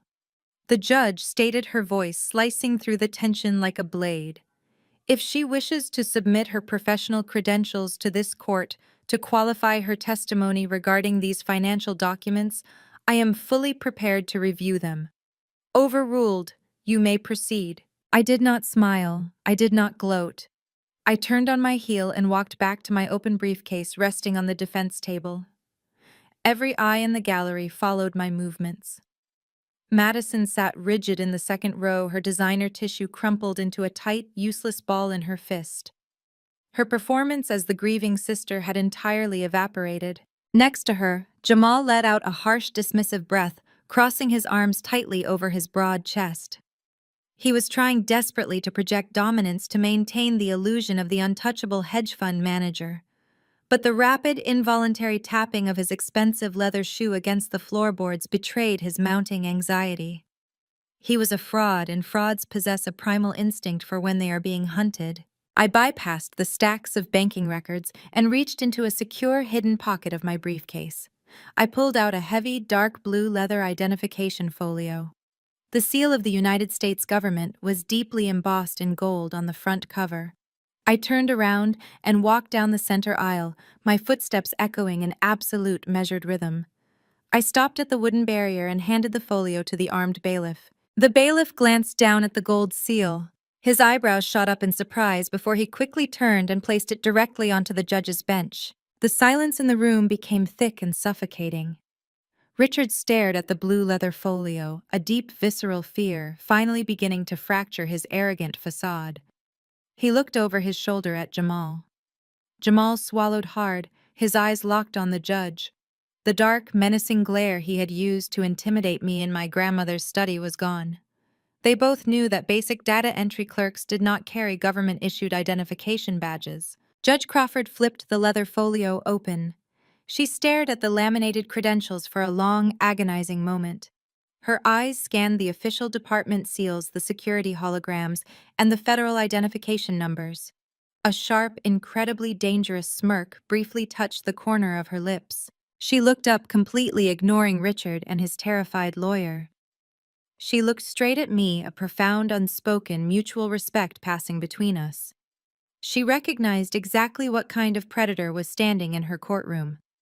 The judge picked up the credential card, holding it, so the court reporter could properly document the official record.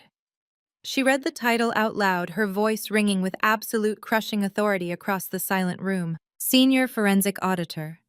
Financial Crimes Enforcement Network. Internal Revenue Service. The sound of my father's jaw dropping was practically audible. All the color drained from his face as he stumbled backward, bumping heavily into his chair. In the gallery, Jamal visibly paled. The smooth, wealthy corporate persona he had meticulously crafted vanished into thin air. He gripped the wooden pew in front of him, staring at me with a look of absolute, unadulterated terror. He finally realized that the woman he tried to trap and bribe was the exact same federal agent who had been quietly tracking his illegal offshore accounts for the past 6 months. The absolute paralysis in the courtroom was a tangible, heavy thing. My father, a man who had spent his entire adult life controlling the narrative through sheer volume and intimidation, was completely mute. He stood frozen behind the heavy wooden table, his mouth slightly parted, his eyes darting frantically between my federal credentials on the bench and my face. He looked like a man who had just stepped off a cliff and was suspended in midair, waiting for the devastating pull of gravity. In the gallery, Jamal was no longer leaning back in his pew. The effortless, wealthy swagger he used to mask his profound insecurities had vanished. He was gripping the wooden barrier separating the gallery from the court so tightly that his knuckles were stark white against his dark skin. He knew exactly what the Financial Crimes Enforcement Network was.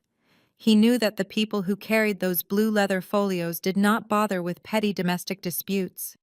We dismantle cartels, we freeze global assets, and we put arrogant men in federal prison. I did not give them a single second to recover. I turned my attention away from their horrified faces and looked up at the large monitors mounted around the room. The projected image of the Oakwood Serenity Center medical invoice was still glaring in bright white against the screens. It was the document they thought would instantly strip me of my inheritance and brand me an incompetent addict for the rest of my life. I walked over to the plaintiff table. My father instinctively took a step back as I approached. I reached down and tapped the spacebar on his lawyer's laptop, highlighting the top half of the projected invoice. Your Honor. I began, my voice projecting clearly and calmly across the silent room. As an expert witness in financial forensics, my job is not to diagnose medical conditions. My job is to verify the origin, transit, and destination of capital. When investigating suspected medical fraud, we do not look at the clinical notes. We look at the billing infrastructure. Criminals will spend days crafting the perfect fake psychiatric evaluation, but they always get lazy when it comes to the accounting metadata.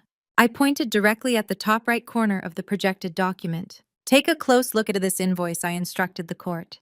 At first glance, it appears to be a standard itemized medical bill from a high-end rehabilitation facility. The font is professional. The medical billing codes align with standard psychiatric care. But whoever drafted this document utilized a basic commercial invoicing software template. You can tell by the default spacing of the routing information at the bottom. A legitimate multi-million-dollar medical facility in Massachusetts would utilize a dedicated healthcare revenue cycle management system, which generates proprietary tracking barcodes. This document lacks any such barcode. My father's attorney was furiously wiping his forehead with a handkerchief. He looked at the screen, then back at his client, a rising panic visible in his eyes. He had submitted these documents as certified evidence without running a basic due diligence check, blindly trusting that his wealthy client was providing legitimate records. But the software template is merely a formatting error. I continued pacing slowly back toward the center of the room.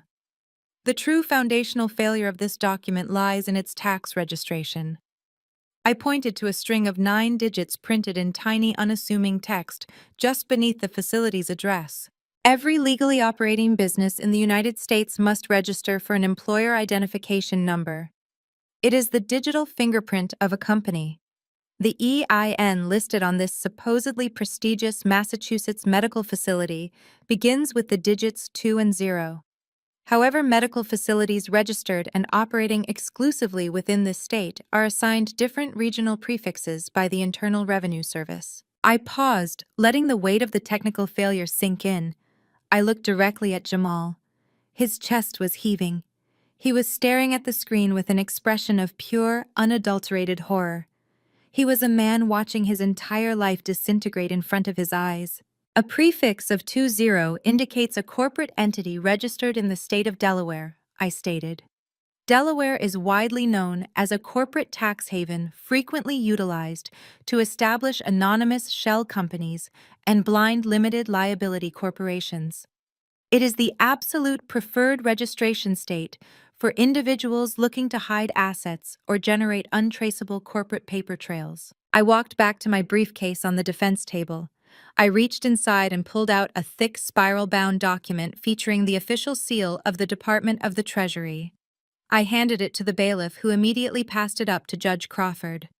The judge opened the bound report, her eyes scanning the highly classified federal data. I ran that specific employer identification number through our restricted federal registry, I explained, keeping my gaze locked on the judge. The query confirmed that Oakwood Serenity Center does not hold a single medical license. It employs no doctors, no nurses, and no psychiatric staff. It has never filed a healthcare tax return. I turned slowly on my heel, facing the plaintiff side of the room. I looked right past my father and locked eyes with my brother-in-law. Jamal tried to swallow, but his throat was visibly dry. Madison was looking back and forth between her husband and me, her fabricated tears completely forgotten, replaced by a very real, very raw confusion. "Your Honor, this rehab facility doesn't exist," I said, my voice echoing with absolute crushing finality. "It is a registered LLC in Delaware. It is a phantom corporation created solely to generate a fake paper trail. And if you look at page 2 of my audit, the registered agent for this LLC is Jamal." The courtroom erupted into a chaotic symphony of gasps. Extended family members in the back rows began whispering furiously. Madison grabbed Jamal's arm, her perfectly manicured nails digging into his expensive suit jacket. She demanded to know what I was talking about. She demanded to know why his name was on the federal audit. Jamal yanked his arm away from her, stumbling backward until his spine hit the heavy wooden doors of the courtroom. He was trapped. I did not let him breathe. I took 3 deliberate steps toward the gallery barrier, closing the distance until I was standing just a few feet away from the man who had tried to intimidate me in my grandmother's study. I looked at him with the cold, ruthless precision of an executioner. "You just submitted forged documents to a federal court, Jamal." I said, my words dropping like anvils onto the floor. "That is perjury and falsifying evidence. That carries a 5-year minimum." The absolute terror paralyzing Jamal was a localized event contained entirely within the back corner of the courtroom. Up at the plaintiff table, my father was experiencing a completely different, much more volatile reaction. The cognitive dissonance of watching his bulletproof plan disintegrate into a federal crime was too much for his arrogant mind to process. Richard could not accept that he had been outsmarted. He could not process that the daughter he had discarded like trash was currently holding his freedom in the palm of her hand. Richard slammed both of his hands flat against the mahogany table, his face twisting into a mask of purple, unhinged fury. "She hacked us," he screamed, pointing a trembling finger across the aisle at me. "Your Honor, this is a severe invasion of privacy. She is a cybercriminal. She used her government clearance to illegally breach our private networks. You cannot admit any of this into evidence. She stole this information to orchestrate a personal vendetta against her own family." His voice echoed wildly, but it lacked any real authority. It was the frantic, high-pitched screeching of a man drowning in his own lies. Judge Sylvia Crawford did not strike her gavel. She did not yell back. She simply stared down at my father with an expression of profound, chilling exhaustion.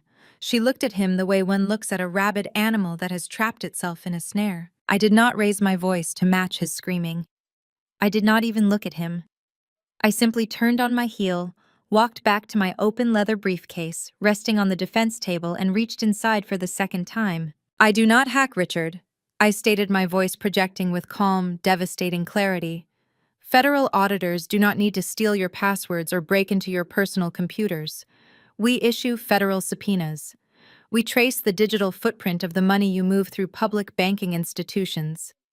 And when a supposedly wealthy businessman tries to claim a $12 million estate using forged medical documents, it triggers an automatic mandatory review of his personal and corporate finances by the Department of the Treasury." I pulled out a second folder. Unlike the thin file containing the fake rehab bills, this folder was incredibly thick, bound with a heavy black spine. It contained months of meticulous, undeniable forensic accounting. I walked across the center aisle, stepping directly into my father's personal space.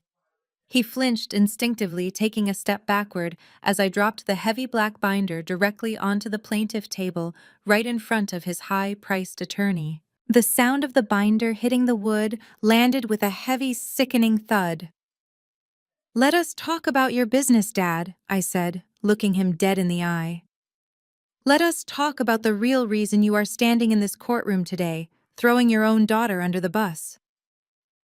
Richard tried to open his mouth, tried to summon another wave of righteous indignation, but his vocal cords completely failed him.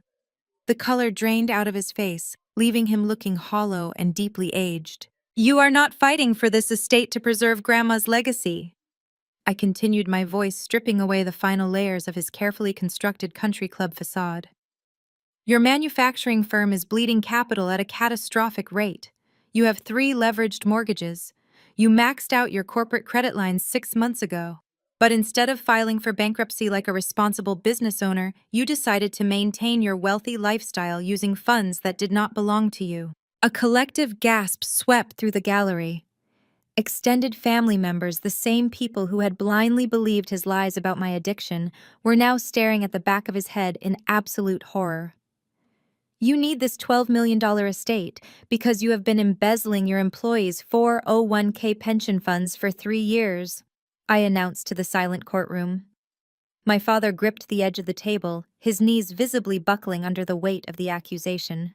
"You stopped matching their retirement contributions 36 months ago," I explained, laying out the mechanics of his massive fraud for the judge to hear. "Then when the creditors started calling you, went further. You created a shadow account. You began siphoning the principal balances directly out of the retirement portfolios of the men and women who have worked on your factory floor for decades. You stole their life savings to pay for your country club dues, the leases on your luxury vehicles, and your extravagant dinners." I pointed to the heavy black binder resting on the table. "Every single illegal wire transfer is documented right there, certified by the Internal Revenue Service and cross-referenced with the Department of Labor." Richard slowly turned his head to look at his attorney. He was begging for help, begging for a legal objection, begging for any possible lifeline to pull him out of the federal nightmare I had just dragged him into. "Do something," Richard whispered, his voice cracking with absolute despair. "You have to object. Tell the judge this is inadmissible." But his attorney was not looking at him. The lawyer, a man who charged $800 an hour and valued his license to practice law far more than any single client, had flipped open the heavy black binder. He was staring at the certified federal traces. He saw the official seals. He saw the undeniable, perfectly mapped paper trail, proving that his client was running a massive multi-million-dollar embezzlement scheme. More importantly, the lawyer realized the catastrophic reality of his own situation. He had just stood before a strict probate judge and officially submitted forged medical documents on behalf of a man who was about to be indicted for massive federal fraud. He had been played for a fool, and he was now standing in the blast radius of a federal crime. The lawyer did not object. He did not defend my father. He slowly closed the black binder, letting his hand rest on top of the cover for a brief second. He did not look at Richard. He did not look at me. He looked directly up at Judge Crawford. He reached down, grabbed his expensive leather briefcase, and snapped the brass lock shut with 2 loud, sharp clicks. He picked up his coat, stepped entirely away from my father, and cleared his throat. "Your Honor!" The lawyer stated, his voice completely devoid of any emotion. "I must withdraw as counsel for Mr. Hayes, effective immediately." The heavy wooden doors swung shut behind my father's former attorney, sealing Richard inside his own self-made tomb. The resounding thud of the closing door acted like a physical blow to my sister. Up until this exact second, Madison had clung to the delusion that our father was invincible. She had spent her entire adult life insulated by his stolen wealth, believing that money and a country club membership could buy their way out of any consequence. Now, watching a high-powered attorney flee the room to save his own license, reality violently crashed down upon her. Madison scrambled to her feet. The carefully rehearsed posture, the designer grief, the elegant mourning veil, it all completely disintegrated. She gripped the polished wood of the gallery pew, her knuckles white, her face distorted in genuine ugly panic. "Make her stop!"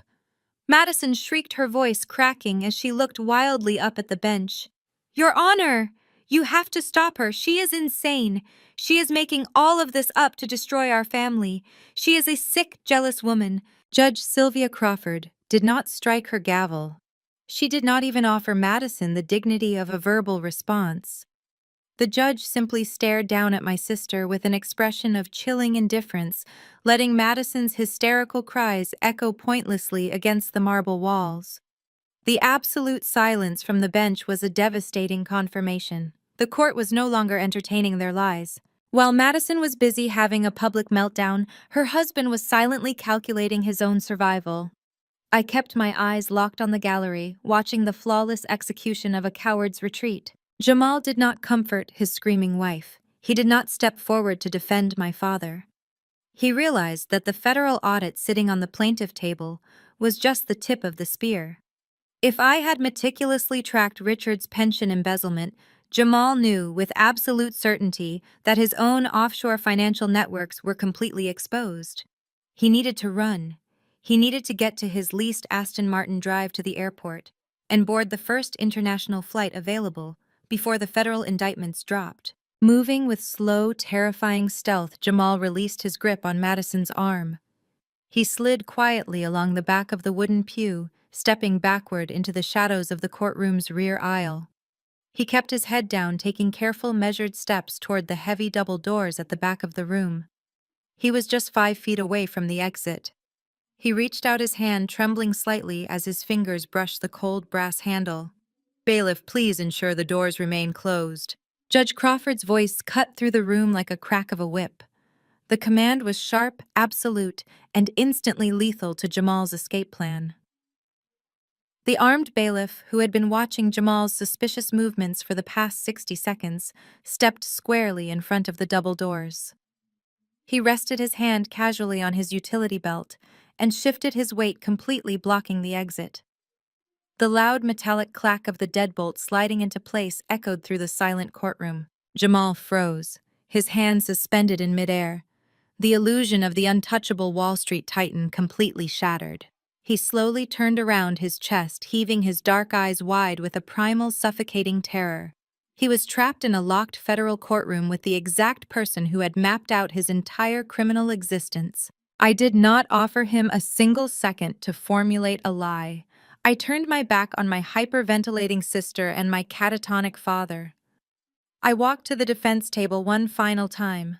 I reached into the depths of my leather briefcase and pulled out the third folder. This folder was not thin like the medical bills. It was not bound like my father's embezzlement audit.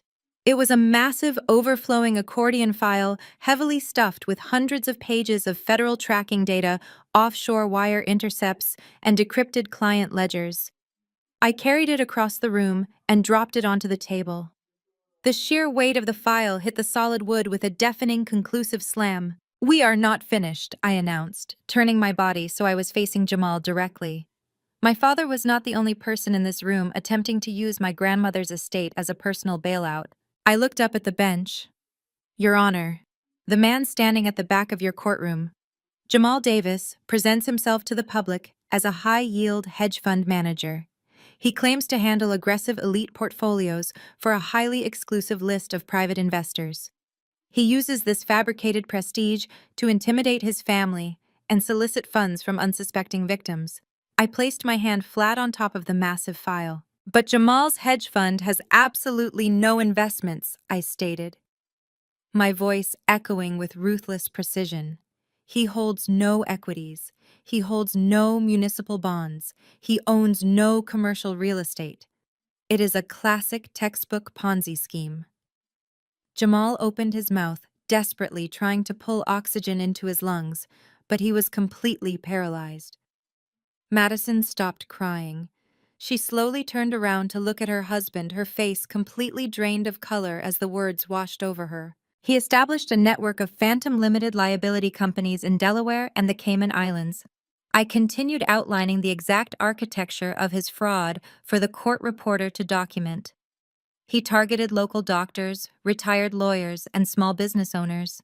He took their capital under the guise of high-yield returns.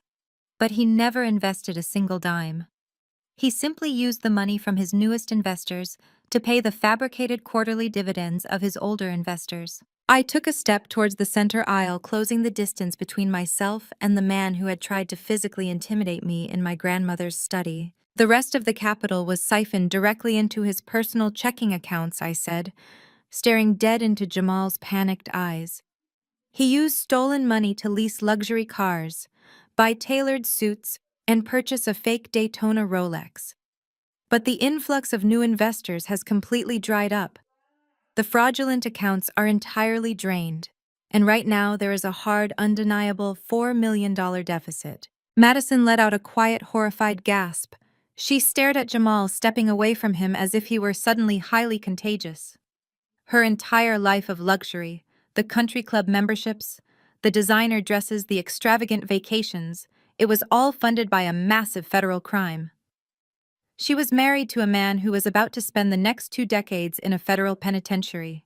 Jamal shook his head frantically. He raised his hands, trying to form a coherent sentence, trying to deny the suffocating mountain of evidence resting on the table. He looked wildly around the room, searching for an exit that no longer existed. He was a rat caught in a steel trap, and the walls were rapidly closing in. Before he could utter a single word of defense, the thick, heavy silence of the courtroom was suddenly pierced by a sound originating from the Boston streets outside. It started as a faint, high-pitched wail in the distance. Within seconds it grew louder, multiplying and echoing off the concrete buildings of the financial district. The sound bled through the thick, reinforced glass windows of the courthouse, completely unmistakable in its urgency. Sirens. Multiple sirens screaming through the city traffic, drawing closer and closer to the front steps of the probate court. The wail of the sirens grew deafening, bouncing off the historic brick facades of the surrounding financial district. Red and blue lights began to pulse fiercely through the tall, frosted windows of the courtroom, casting a frantic, strobing glow across the pale, terrified faces of my family. The reality of the situation was no longer a theoretical audit or a threat on paper. The federal government had officially arrived. I turned my attention to Madison, the golden child, the sister who had spent 31 years floating on a cloud of unearned privilege, looking down on me, mocking my struggles, and wearing my stolen college fund like a badge of absolute honor. In a matter of minutes, I had systematically dismantled every single pillar of her existence. Her father was a desperate embezzler. Her husband was a fraudulent criminal.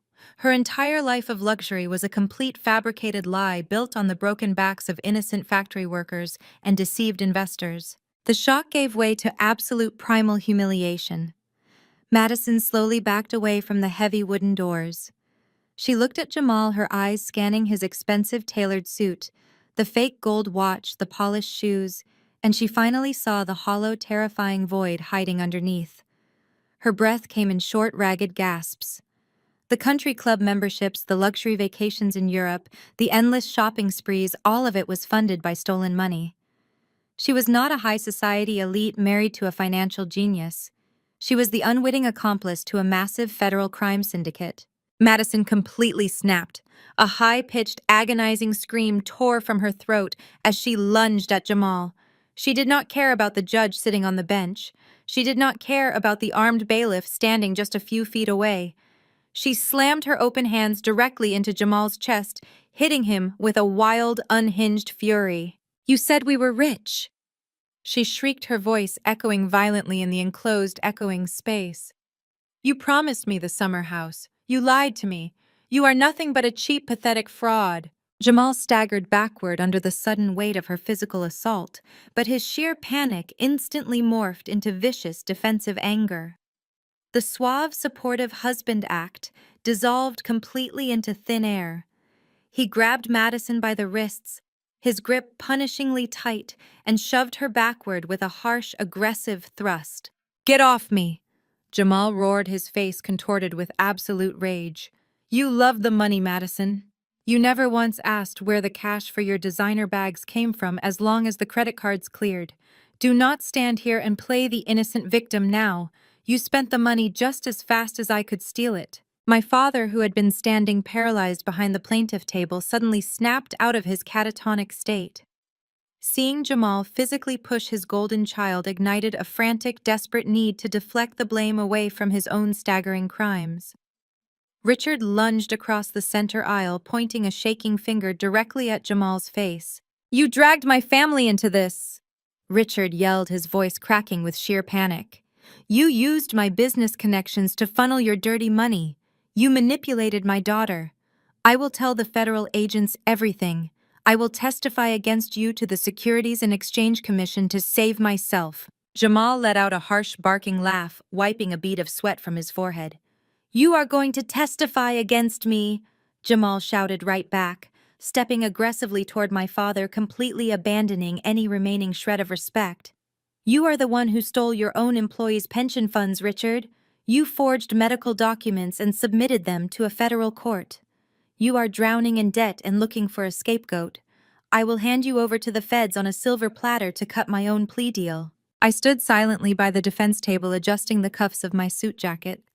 I watched the beautiful, perfect family tear each other apart like rabid dogs fighting over a scrap of poisoned meat. There was no loyalty.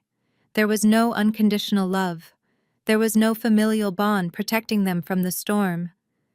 The exact second the money dried up and the very real threat of federal prison became imminent, they turned on each other with a breathtaking level of viciousness. They were entirely willing to sacrifice anyone and everyone in the room just to save their own skin. I did not have to raise my voice. I did not have to throw a single punch. I did not have to post a tearful video on social media begging for sympathy. I just provided the absolute truth, and the truth was burning their entire world to the ground in real time. The screaming match between Richard, Jamal, and Madison devolved into pure, incoherent chaos. Madison collapsed onto the floor of the gallery, sobbing hysterically into her hands as the flashing police lights illuminated her ruined designer dress. Richard and Jamal were standing inches apart, hurling threats of federal cooperation and prison time at each other, entirely forgetting that the judge was still sitting right above them. The sharp, explosive crack of a wooden gavel sliced through the madness like a physical strike. Judge Sylvia Crawford stood up behind the heavy mahogany bench. She struck the sounding block a second time, hitting it so hard the sharp sound reverberated like a gunshot across the marble floor.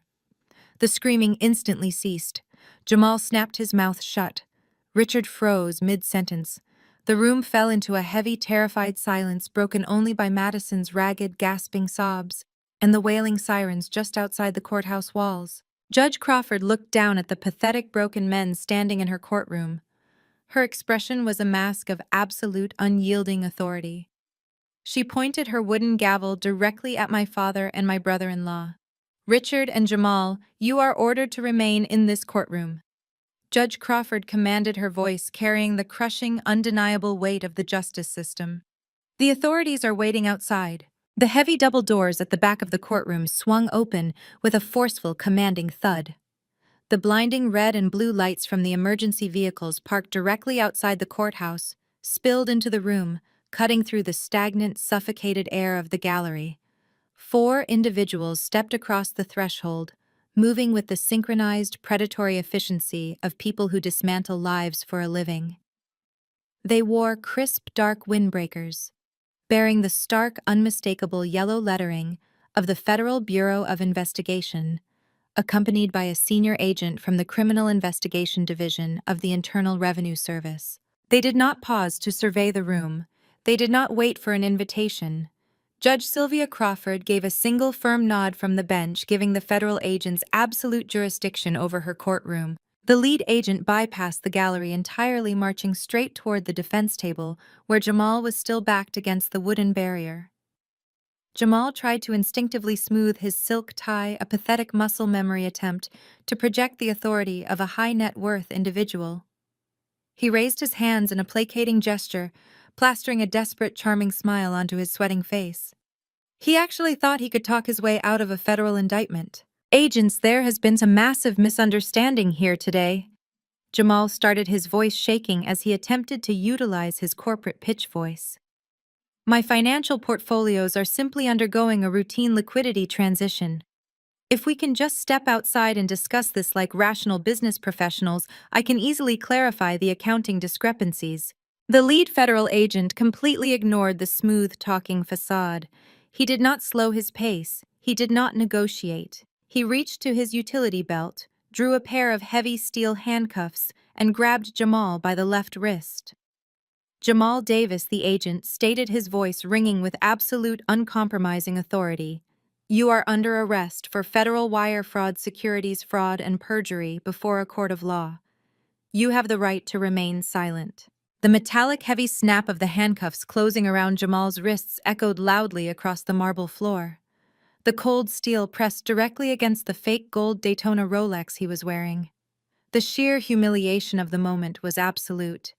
The arrogant, untouchable hedge fund manager who had tried to physically intimidate me in my grandmother's locked study was now being forcefully spun around.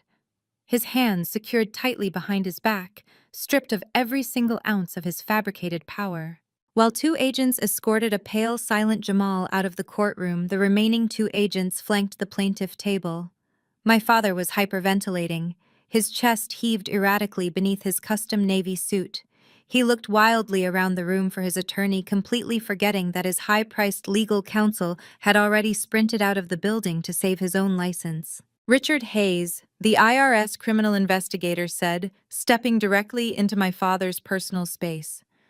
You are not currently under arrest, but you are being officially detained for formal questioning by the Department of Labor and federal tax authorities regarding the systemic embezzlement of corporate pension funds and international wire fraud. Do not attempt to leave this building.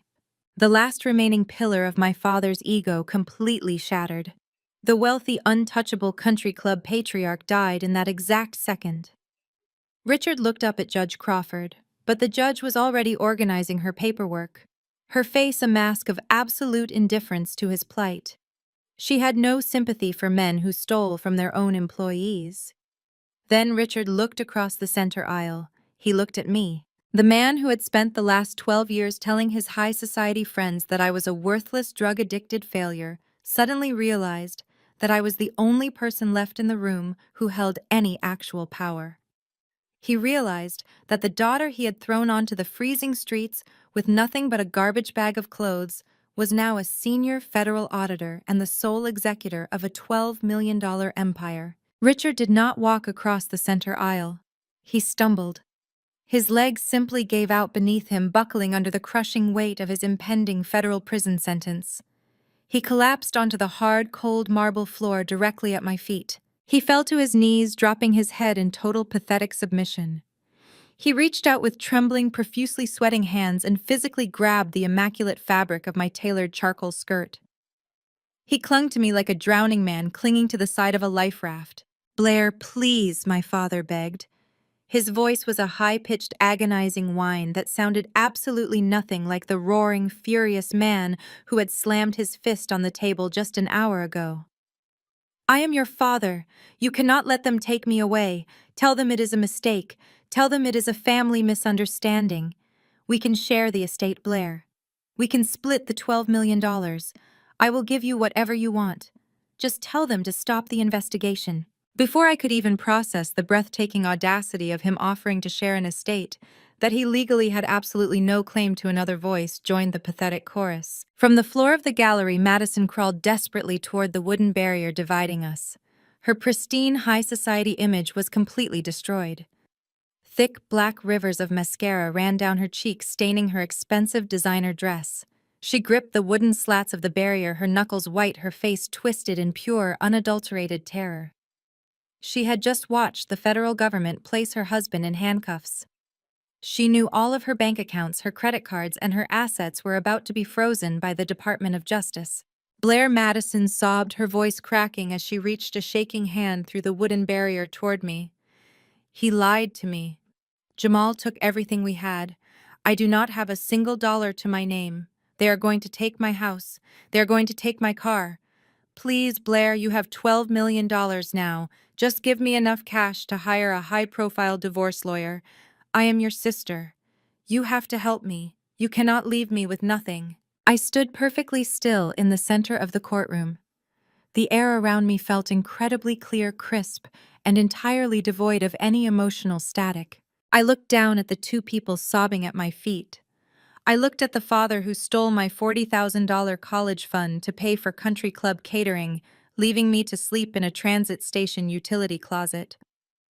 I looked at the sister who had happily danced in a $15,000 dress funded by my stolen education, the same sister who had posted tearful videos on the internet just yesterday, trying to brand me a psychotic addict. They were begging for mercy. They were invoking the sacred bonds of family, hoping that the very concept of blood loyalty they had weaponized against me for over a decade would somehow miraculously save them from the consequences of their own malicious greed. I did not feel a single ounce of pity. I did not feel a shred of sadness, guilt, or familial obligation. I felt nothing but cold, absolute calculating clarity. I slowly reached down toward the hem of my skirt. I placed my hands over my father's trembling, sweaty wrists. With absolute methodical precision, I pried his desperate fingers off the immaculate fabric of my suit, peeling his grip away one finger at a time. I stepped back, smoothing out the perfectly pressed charcoal wool, preserving my space and my boundaries. I looked down at the people who had deliberately and viciously ruined my early 20s, preparing to deliver the final, inescapable truth. I looked down at the pathetic man kneeling on the cold marble floor. Richard was gasping for air, his chest heaving, his eyes wide with a frantic, animalistic terror. He had spent his entire life building an empire of lies, funding his country club existence with stolen pension money and my liquidated college fund. Now, staring down the barrel of federal prison, he wanted to negotiate. He wanted to split an inheritance he had absolutely no legal right to touch. I did not raise my voice. I spoke with a quiet, lethal precision that echoed clearly across the silent courtroom. "Share the estate with you," I asked, my tone dripping with absolute ice. "You do not have an estate to share, Richard. You do not have a business. You do not have a reputation. The federal government is about to seize every single asset you falsely claimed as your own. You are going to be stripped down to nothing."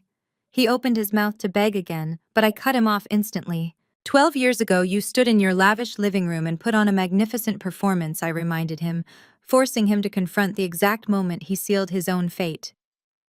You held up a plastic bottle of anxiety medication, branded me a junkie, and threw me onto the freezing streets. You looked me dead in the eye and told me to never show my face in your family again. I took a slow, deliberate step backward, putting physical distance between my pristine suit and his trembling hands. "Do not worry, Richard," I stated, delivering the final, inescapable blow. "Where you are going, I will not be visiting." The federal agent stepped forward, grabbing my father by the shoulders and hauling him roughly to his feet. Richard went entirely limp, his spirit completely broken, offering zero resistance as the agent escorted him toward the side holding room. I turned my attention to the wooden barrier separating the court from the gallery. Madison was still gripping the railing, her face streaked with heavy black mascara. She was waiting for me to hand her a financial lifeline. She expected me to write her a blank check because we shared the same bloodline. She thought her fabricated tears would somehow miraculously erase a lifetime of entitlement and cruelty. "You want money for a high-profile divorce lawyer?" I asked, walking slowly toward my sister. "You want me to fund your legal defense using the exact same estate you just spent 3 weeks trying to steal from me?" Madison nodded frantically, her breath catching in her throat. "Please," she gasped. "I have nothing left. Jamal took everything.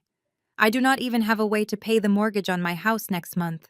I let out a short, sharp breath of amusement. The sheer ignorance of my sister was truly staggering. She had spent her entire adult life playing the role of a wealthy socialite without ever bothering to understand how her own finances actually worked. "You do not have a mortgage, Madison," I explained, watching the confusion wash over her tear-stained face. "The sprawling mansion you live in was not purchased by Jamal. It was not funded by his fraudulent hedge fund. Grandma Beatrice bought that property in cash 5 years ago to ensure you would not end up homeless when Jamal inevitably ruined himself." Madison let out a small, relieved sigh, falsely assuming she was safe. She thought she still had her luxurious suburban fortress. She was entirely wrong. She purchased the property using a blind corporate trust. I continued, shattering her fleeting moment of relief. "And as Mr. Caldwell announced 30 minutes ago, I am the sole absolute executor of her entire estate. That includes every single corporate trust she established." I leaned in closer, dropping my voice so only she could hear the absolute finality in my words. "The house you live in, Grandma bought it under a trust. I am the executor of that trust. You have 30 days to vacate my property." Madison let out a devastating, breathless sob. Her knees buckled and she collapsed entirely against the wooden barrier, sliding down to the floor of the gallery. She had nothing. No husband, no money, no house, and absolutely no family left to manipulate. I turned my back on her and walked confidently up the center aisle toward the bench. Judge Sylvia Crawford was watching me with a look of profound, quiet respect. The federal agents had cleared the room of the criminals, leaving only the necessary court personnel. The oppressive, toxic energy that my family had brought into the courthouse was completely gone. The judge gave a single firm nod to her clerk. The clerk stepped forward and handed me the final heavy stack of probate documents. These were the papers that officially cemented my status as the executor and sole inheritor of the $12 million estate. I retrieved my sleek silver pen from my briefcase. I did not hesitate. I signed my name on the dotted lines with smooth, sweeping strokes, permanently securing my grandmother's legacy and my own financial empire. I handed the documents back to the clerk. Judge Crawford picked up her wooden gavel. She struck the sounding block one final time. The loud, decisive crack echoed through the empty room, officially closing the case. It was done. I picked up my briefcase, buttoned my charcoal suit jacket, and walked out the heavy mahogany doors. I pushed through the main entrance of the courthouse and stepped out into the crisp, beautiful afternoon. The sky over Massachusetts was a brilliant, cloudless blue. The sun hit my face warm and incredibly bright.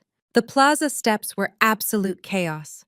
A swarm of local reporters and federal press correspondents had caught wind of the high-profile arrests. Camera flashes exploded like lightning.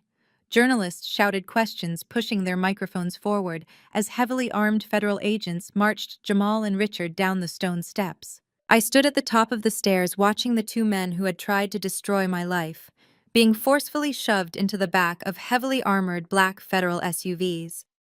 They ducked their heads, attempting to hide their faces from the relentless camera lenses, but there was no escaping the absolute public humiliation. Their carefully constructed country club reputations were completely obliterated. I did not stay to watch the vehicles drive away. I walked past the media circus entirely unnoticed by the reporters who were too busy focusing on the fallen businessmen. I approached my sleek black SUV parked down the street. I unlocked the doors, tossed my briefcase onto the passenger seat, and gripped the leather steering wheel. I drove out of the city, leaving the towering skyscrapers and the suffocating memories of my family far behind me. I drove for an hour, taking the scenic route along the winding coastal highway. I pulled into the parking lot of a quiet, secluded cafe overlooking the ocean. The air smelled of salt and absolute freedom. I ordered a simple black coffee and walked out to the empty wooden deck. The water stretched out endlessly toward the horizon, shimmering under the late afternoon sun. There was no one screaming. There was no one demanding my money. There was no one telling me I was a failure. I stood by the wooden railing, feeling the cool ocean breeze against my face. I raised my paper cup high into the air, holding it up toward the endless blue sky. We did it, Grandma. It was total, unrelenting victory. The most profound lesson from Blair's journey is that true security is never given, it is painstakingly built. When faced with absolute betrayal, Blair didn't waste energy begging for validation from those committed to misunderstanding her. Instead, she embraced the silent grind. By stepping away from toxic noise and quietly mastering her craft, she forged an impenetrable armor of financial and professional independence. This story teaches us that walking away isn't giving up, it is taking your power back.